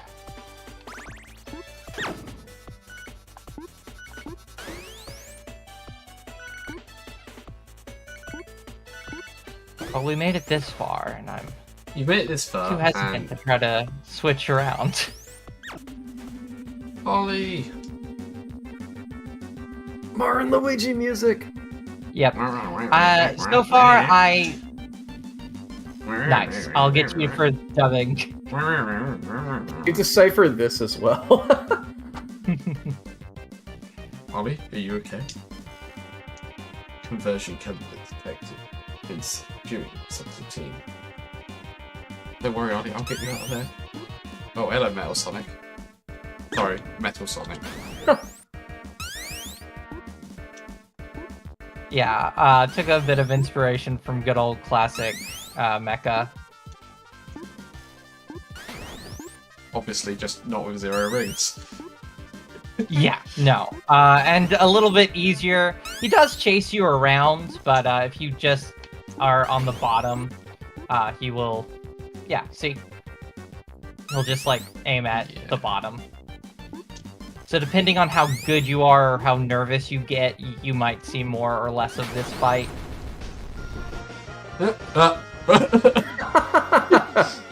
Less. I was not expecting Mega Man X music. I, unfortunately, like, I made all the sprites, I did all the coding, I do not have musical talent. Nothing wrong with placeholder stuff. No, there's nothing wrong with placeholder stuff, especially in demos. But I find that very funny. But that's what we're using as the end of stage theme. Oh, It fit.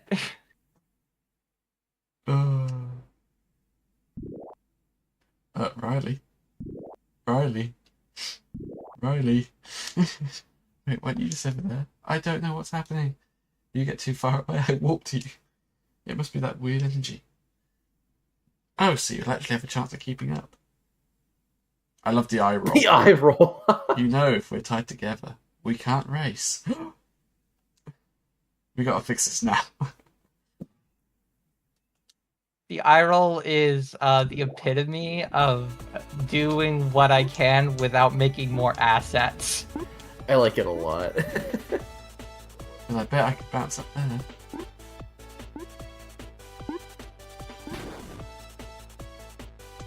Oh, thank goodness you're not playing with the Switch controller. I'm a big old Nintendo girly myself, and my Nintendo Switch controller does not like delineating whether it's A or B.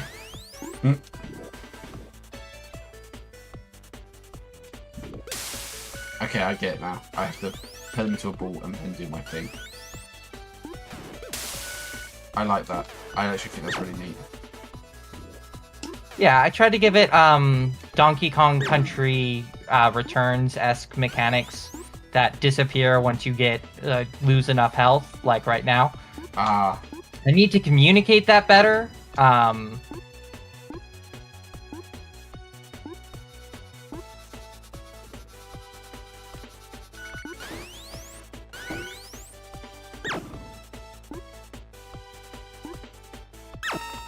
It's a lot of spikes. Yes. Ah! Stop! Stop! No! Get good me.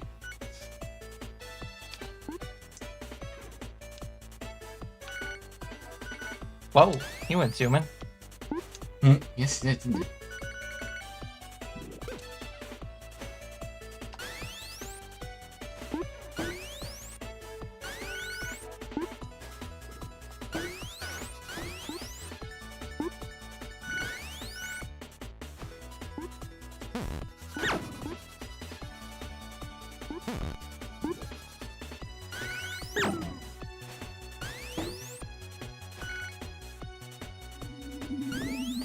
There you This is are. a game that really earned its widescreen resolution. Yeah, I mean, it needs it.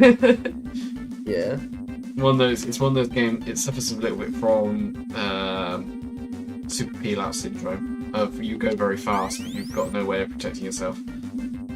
Yeah. Well, that's the risk reward of it. Yes. I try to make it as wide as possible, and I've also done a, if you go through the level, you'll find that there are not any... If you go through the level, you will find there are not any enemies directly placed on a floor you will run into. Yeah, that's really smart. Unless you have to jump first. So trying to make it as friendly as possible to high speeds. I noticed that about when I was playing through Sonic 2, the first area doesn't have any ground-based enemies at all. No. They're all coconut throwers. Fun fact, it was actually cut. There was in early videos snail enemy in Emerald Hill. I did not know and that. they cut them. Yeah, they was in the Nicktoons showcase, and they cut Good them to know. pretty last minute, which I think was for the benefit because it's kind of a bad idea. Hey, congrats, kids! You beat the demo. Oh, he speaks English. Oh, hey. Oh no. Is it not letting you press? Okay. Wait, I'll see If you click it with your mouse, yeah, it will work. mouse. There we Oh. go. There we go. That was fun. I enjoyed that a lot. Yeah. Glad. Yeah. And this is your first Alright, project, well, you thank say? so- Yes, this is my first ever project. This is what I use to teach myself games. I've basically learned everything I know through making this. I taught myself C# just to code this. Amazing. Amazing. That's really nice. I mean, I have utmost respect for that, and you've done an amazing job, especially for a first Thank project. I look forward to seeing more of that, and if you ever need anything, just let us know. Absolutely. Alright. Have a good rest of your stream. Yeah, thank you. Yeah, take care of yourself.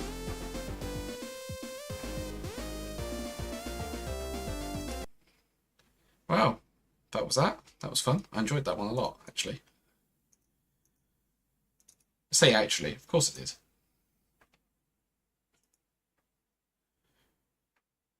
Right, I think we've Also, got I some. may need to leave partway through the next one. Okie dokie. Well, I've got someone Yeah. who's very excited about this one. I will be back after a quick break, though. 2 minutes max. So, Alrighty then. see you on the flip side.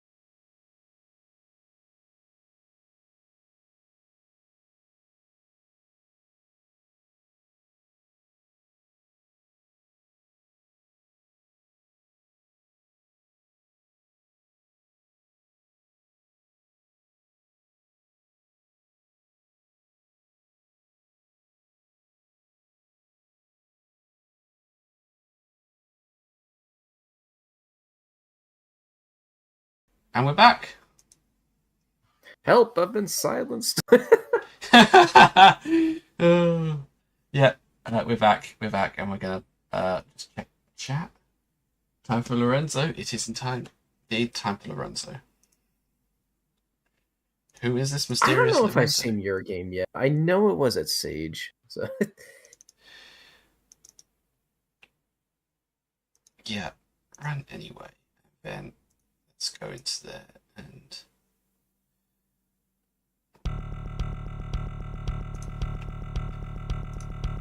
Turn it down a bit.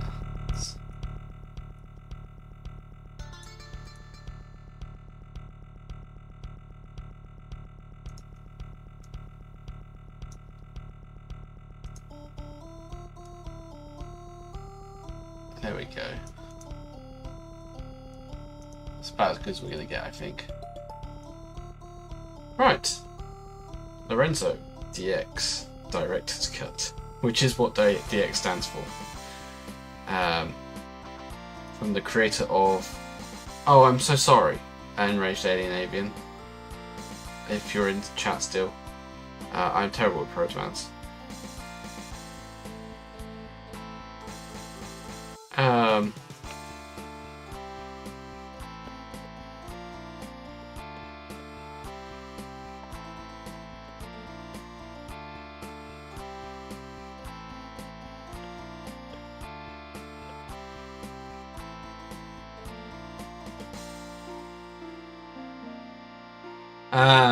Anyway, let's get into it. Nice. Hear that noise? That little. Oh, I forgot to stream it for you. There you go. Okay, dog, you got a live one there.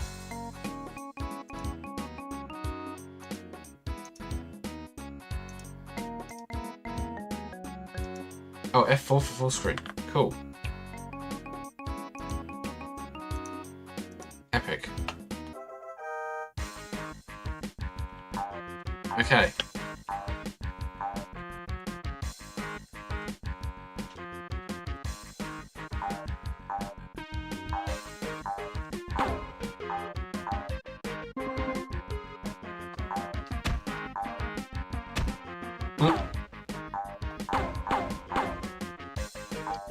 Chunky sound effects, I like it. Oh my god, like, see him go? Yep. Oh! Oh no! I wasn't expecting the blood. Guys, we found the one game of a respawn time faster than Super Meat Boy. Go straight back into it. Oh, I did it again. I did it again. How is this less? How is this more of a troll game than Super Mario Bros. Buys Bread? I like that the coins feel the need to denote the currency as well. I apologize for the jank. This is before my more experienced movement system for Mario Buys Bread. I was expecting Mario Buys Bread to be the troll game, not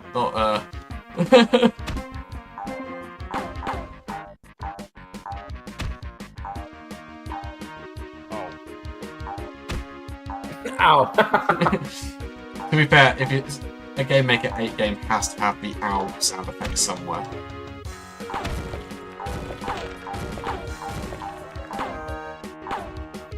What is that suit?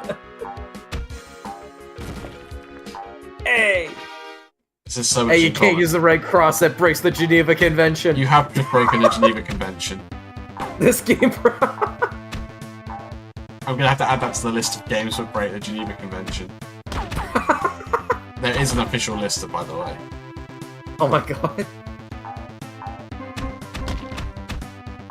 Not that I think you'll get sued, but you have committed the war crime, technically. Don't worry, we've all done it as game developers in our youth. It's just a little casual. just a little casual one. I like the cheering people coming out of the pipes. Do you want a fun fact while we're here? Yeah, I find it funny. Do you want another fun fact? It's Doctor Who related. Game Dog. Yeah, what? It's that for 30 years they were breaking the Geneva Convention. Because they had the actually I think that's a Christian cross, not a basically they used the United Nations for units, they used the United Nations flag. Whoa! And you're not allowed to use that either. I did not know that. I have axe gun. I thought that was a platform. Oh, I thought that was a platform too. I have lost my axe gun. Ah! I just got impaled by a woman.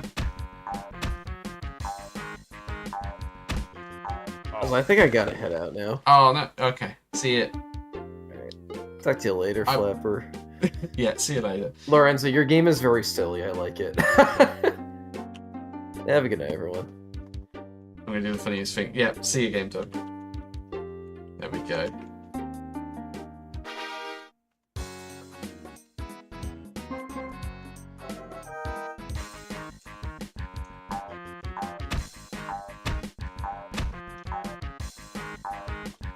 Oh.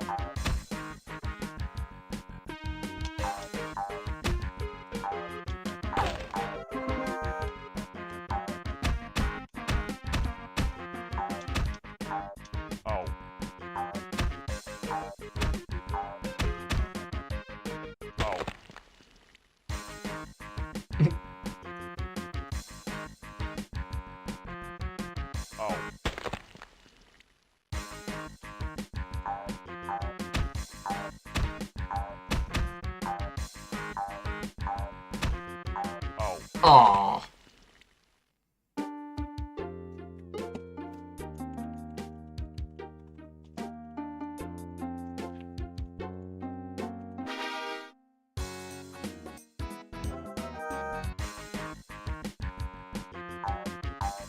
So what is the Lorenzo law in this Mario?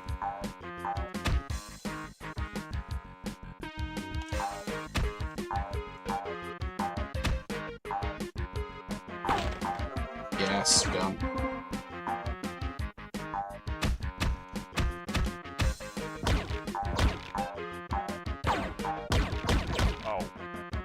I lost my gun.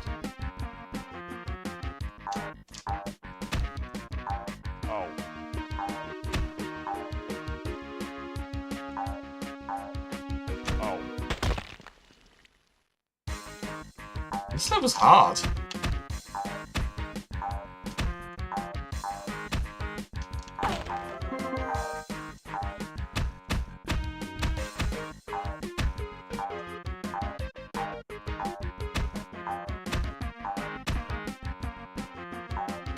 Basically, chickens are aliens. Yeah, fact we all know.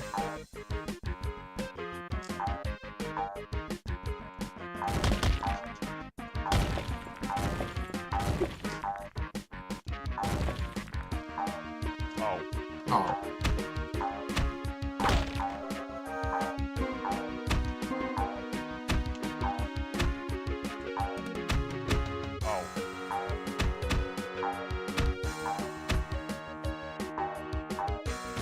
Yes.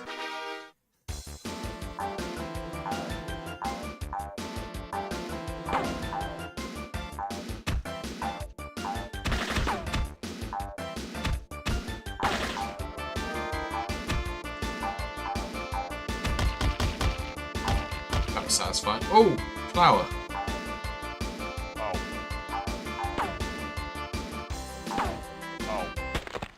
Flower bullet bill things.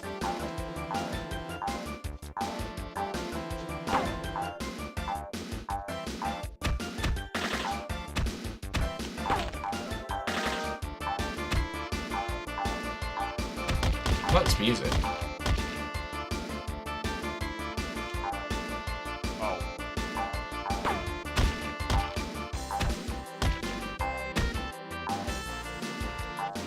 Oh. No.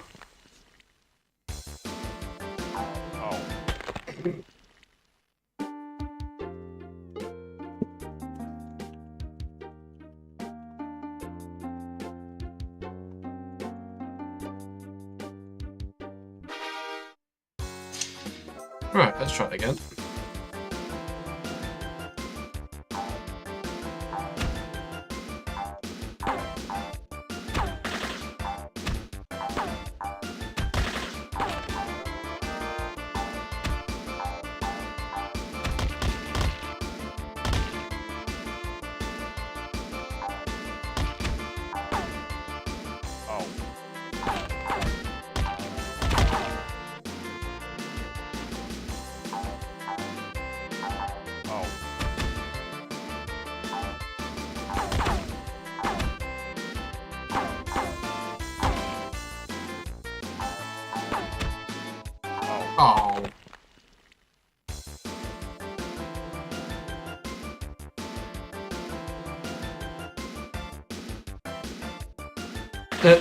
Oh. Yeah. That sounds like pain. What made you make them flowers, though, is my question.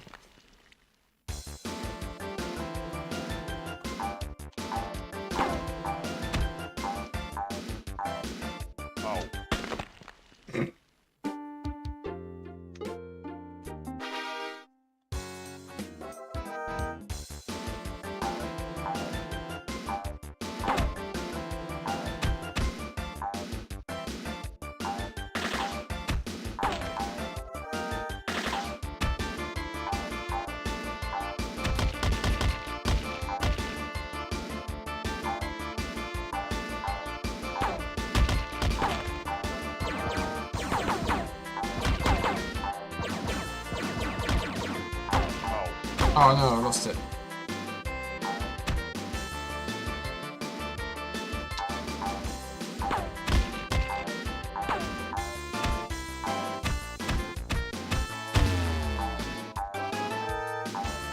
Thank you for rescuing him.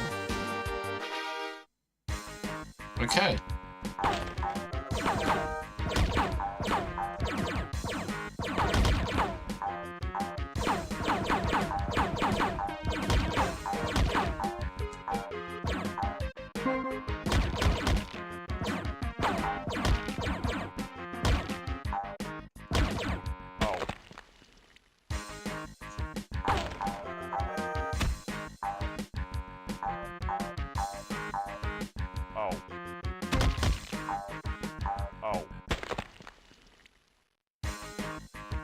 I see.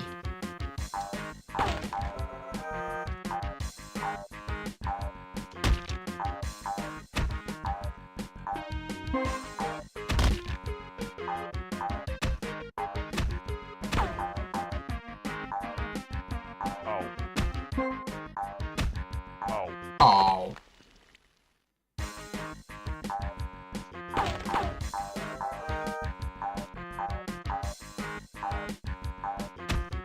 This game is tricky.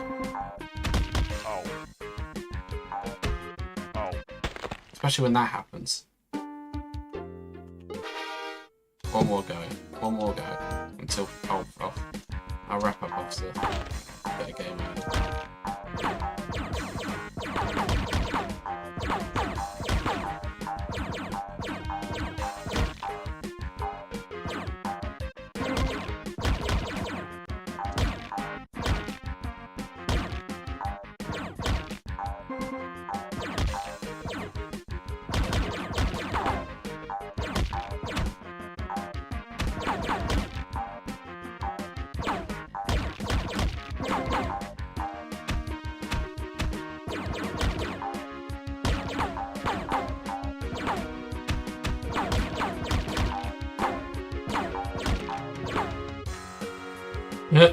One too many runs of empty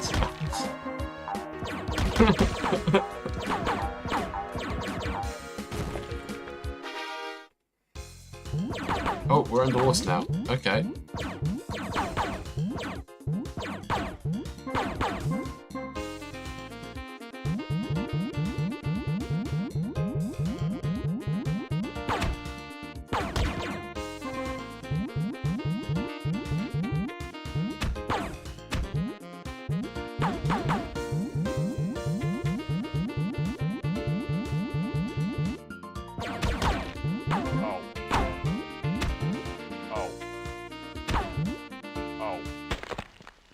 Okay.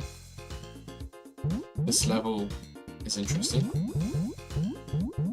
because you can get hit under the wall.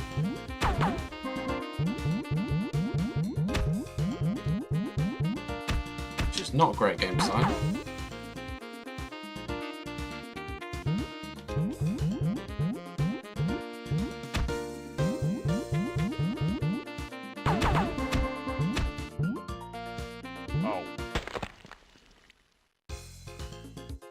Yeah, you can, but the enemies behind the wall can also hit you when they're not behind the wall. Like that.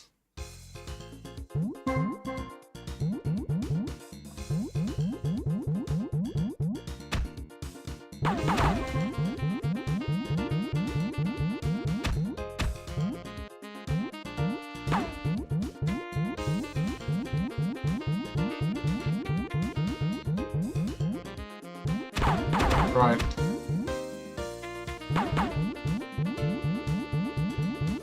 What's that, I ask? Have you ever fallen into a bottomless pit?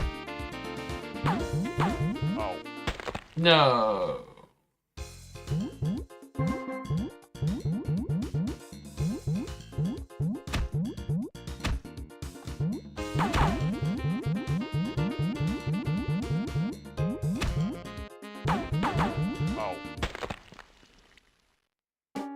Yeah.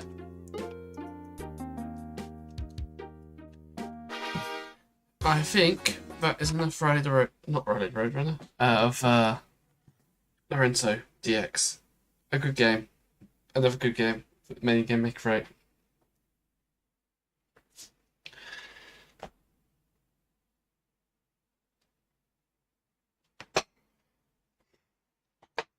Once again, you can check it out at the event.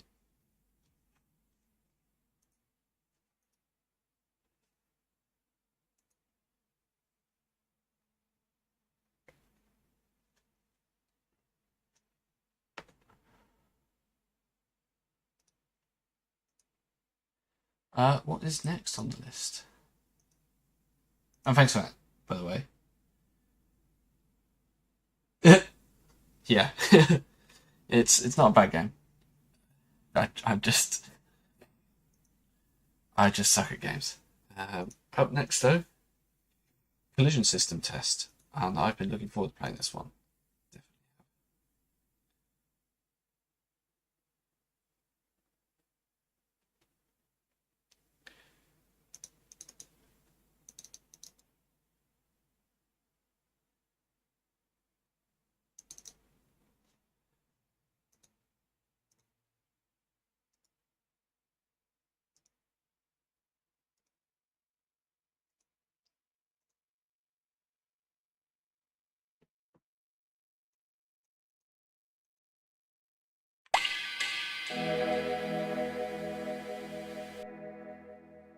Okay.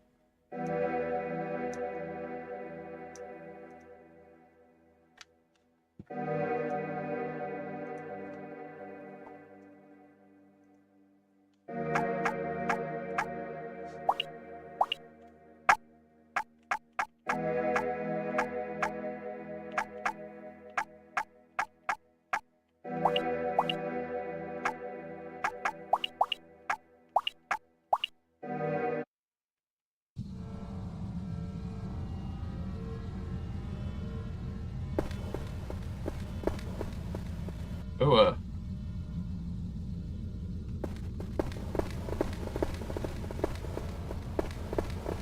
that is trippy.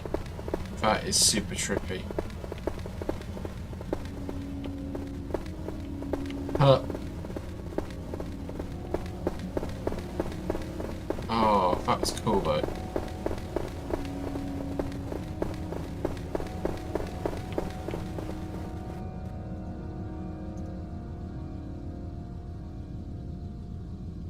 There'll be another stream, I'm pretty sure. Just for now, I'm just trying to get some of the games that I haven't tried before played. Okay, this place is weird. Oh my. Oh, that is tiling. I mean,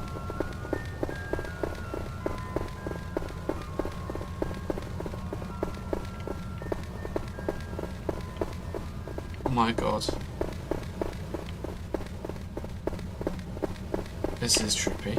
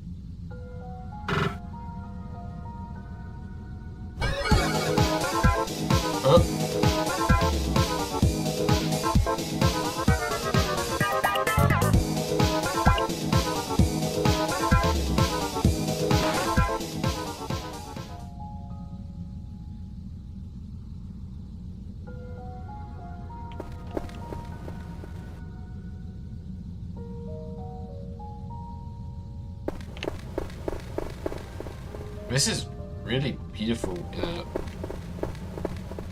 trippy way.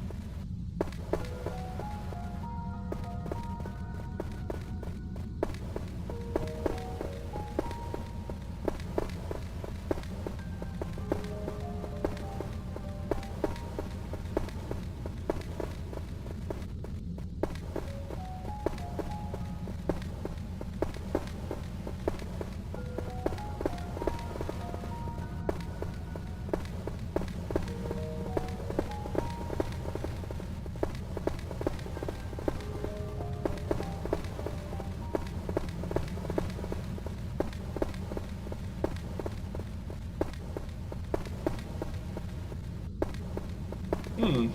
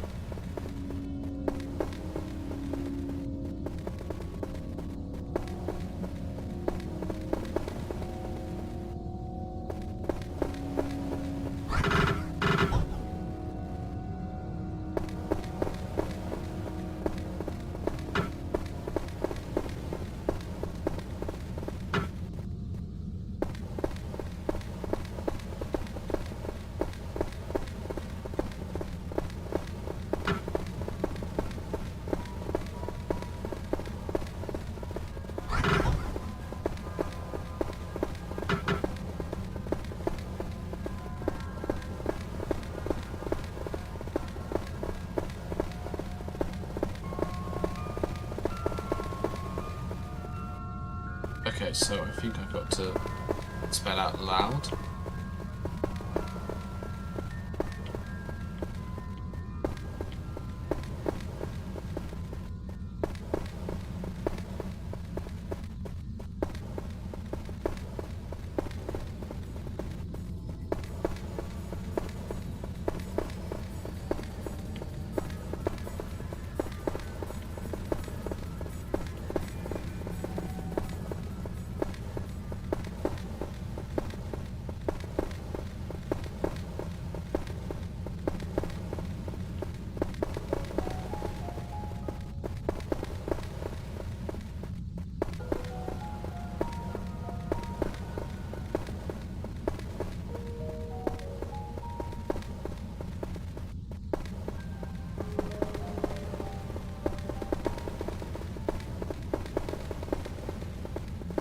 Where is it?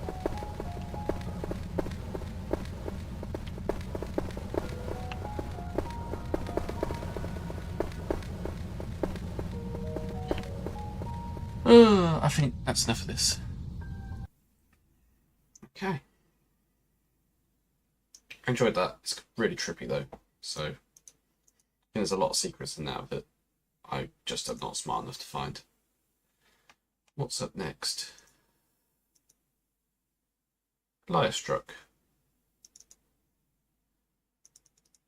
Oh, I played this last year. It was pretty fun.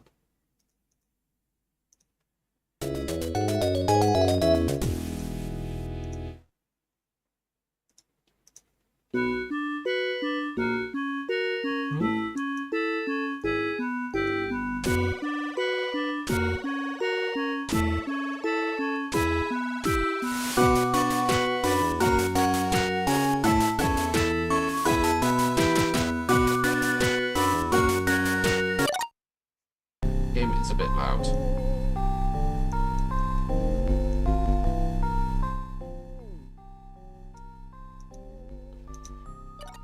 Right, save one. Hi. Hi, if you got this message, you opened an incompatible save file. Ah, okay. I have saved from last time. Thank you for playing the live stream demo. This is all for now. Follow me on Blue Sky for updates.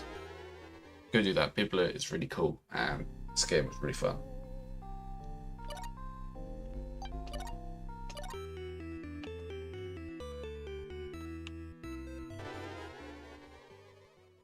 Oh.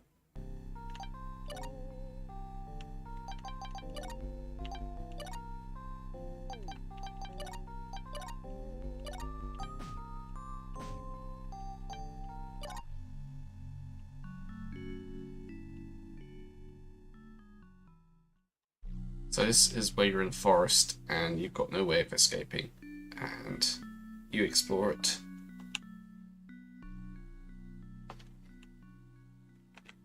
And it's Metrovania, which is neat. And this little mini map as well. That's new.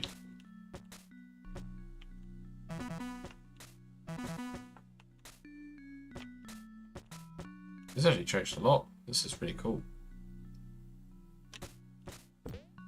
Looks really nice.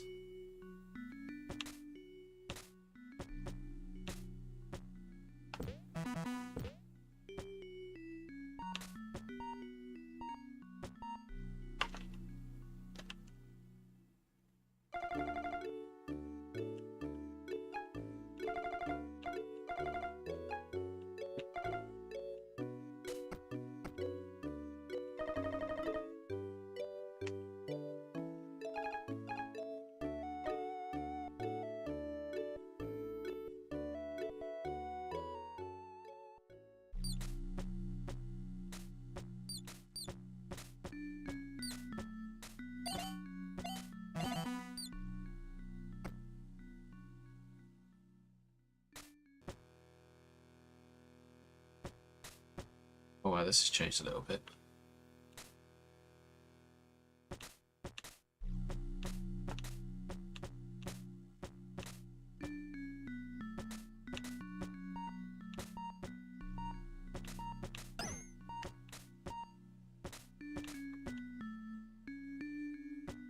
Oh, it's stamina now.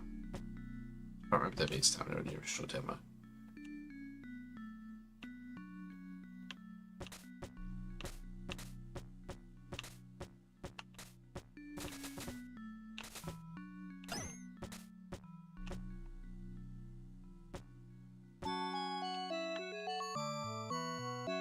Yeah, secrets.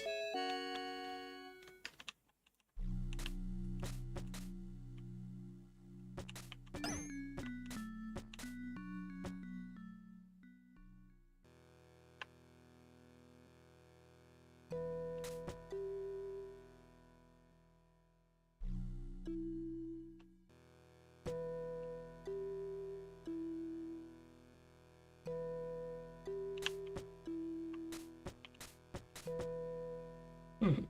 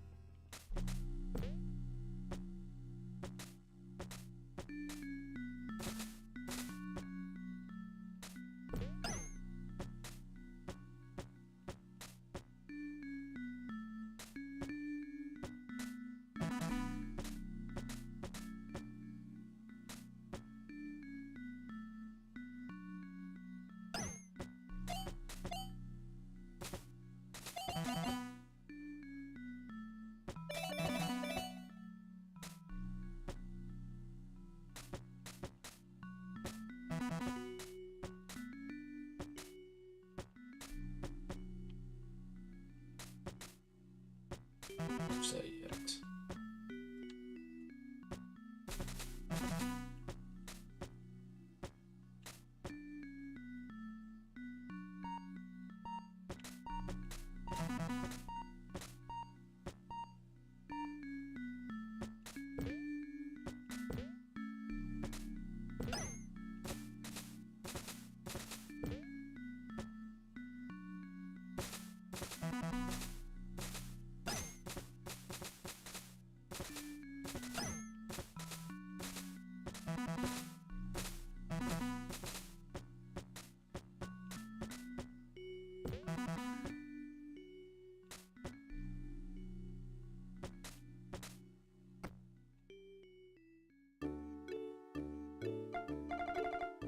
Yeah.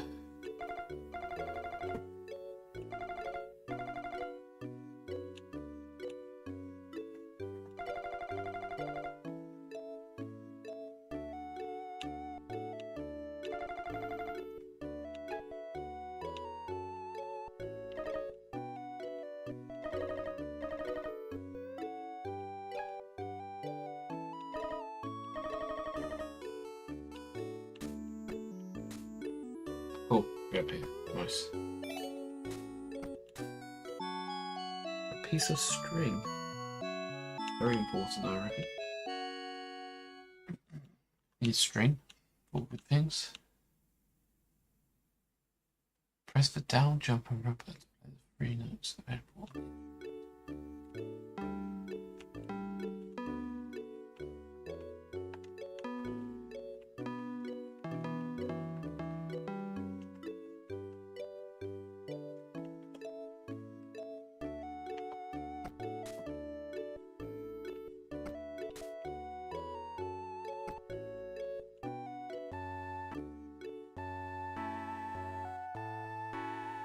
This is cool.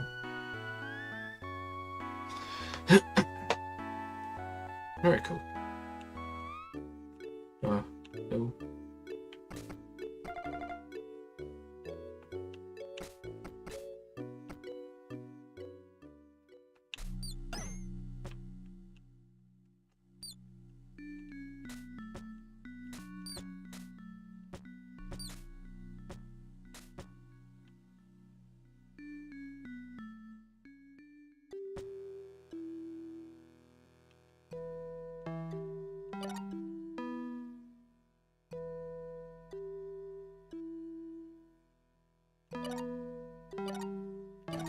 Oh, that's cool.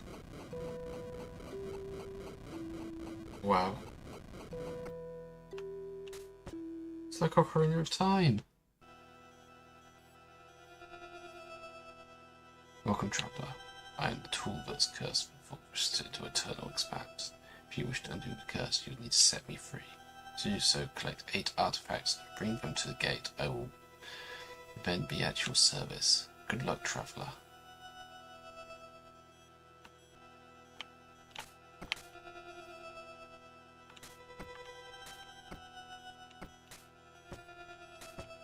Okay, that's blocked me there. Oh! Oh no!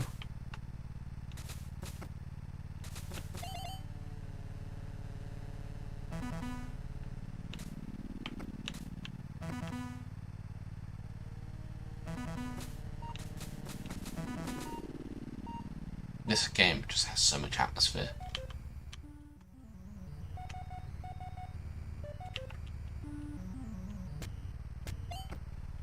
What are you?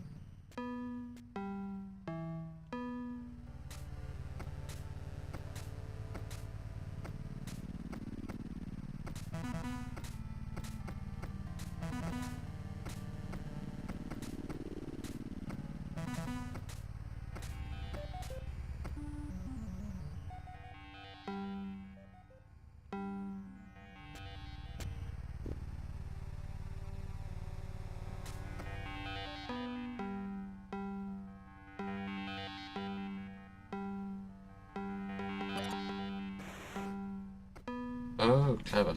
Okay, I see.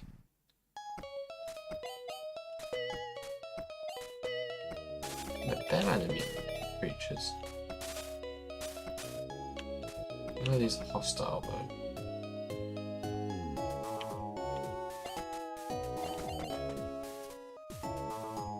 If they don't pick them up, or take any damage.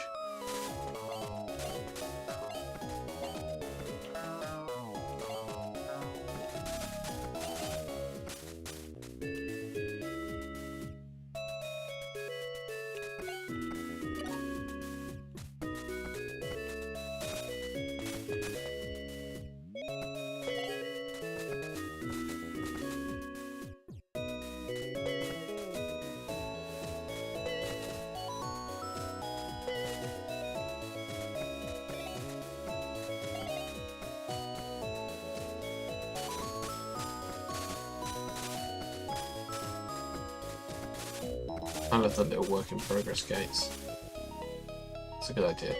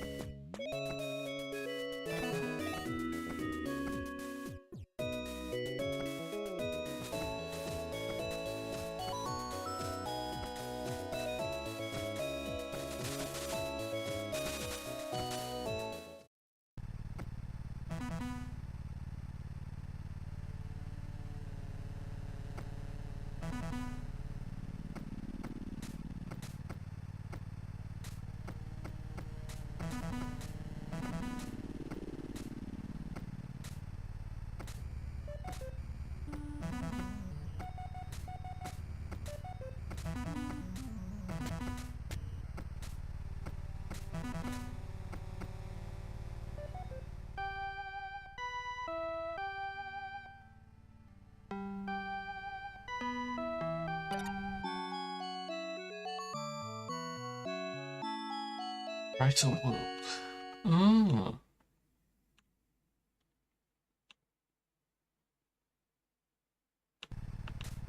Clever.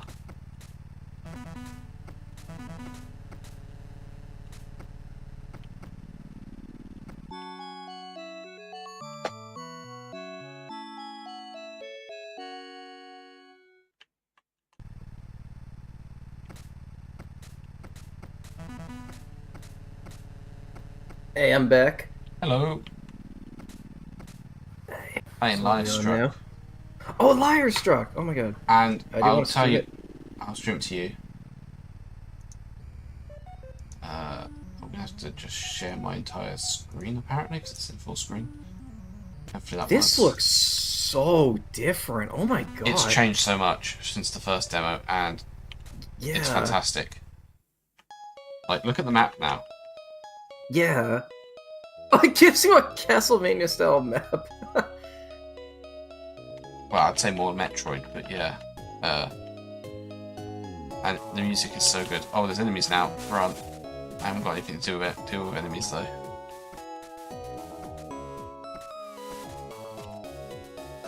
Oh, you can't swim. I need to be careful.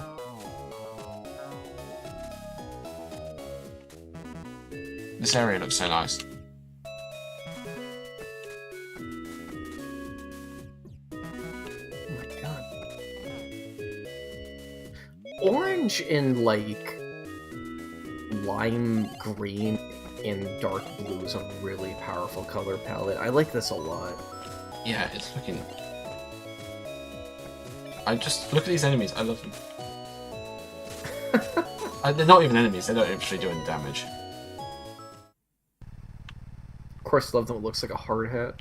Okay, that's new. The egg's gonna be hatched now. Yeah. Oh, I don't know if I like that transition. I don't know if I like that transition, but...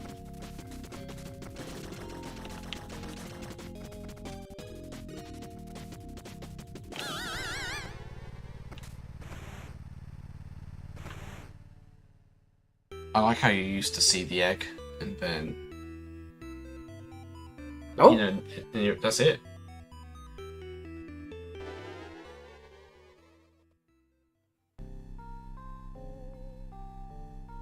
This is going well, though. This looks amazing. Yeah, oh my god. I remember 2 years ago I played this. I already really liked it. I played it This last... is just like an upgrade across the board. Last year's demo was good, but I just felt that the Metroidvania aspects of it weren't very obvious at that point. Yeah. Now I see it. Now I see the vision, if that makes sense. Yeah, I yeah. see where it's going, and I'm loving what I'm seeing so far. I love like the little instrument playing as well. like you actually have to play the instrument like the Ocarina of Time for like getting through doors and things. I love it.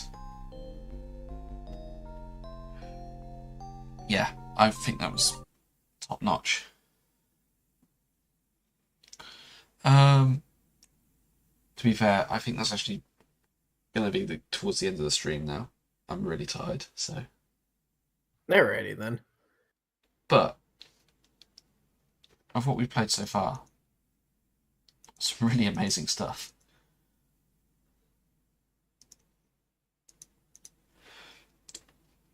Like really amazing It's stuff. great to see so many It's great to see returning games with a lot of upgrades to them as well. Yeah, yeah, it is. It is. I mean, these sort of demos are great for like getting feedback on things. So,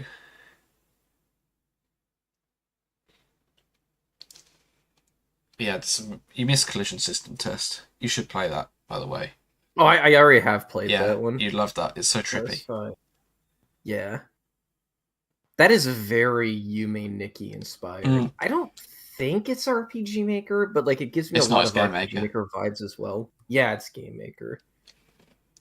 I know the dev of that was at the first ever Chow Game Showcase when that was just like indies and fan games Yeah. with their game. And I bet you the name is kind of based off of like when Deltarune Chapter 1 came out, it was just called like survey.exe. You didn't know exactly what it was, you just knew Toby Fox released it. yeah. And they released their game, and this is such a massive improvement. It's just amazing seeing people grow as developers. Yeah. Yeah. But this has been a really fun night, so thanks everyone.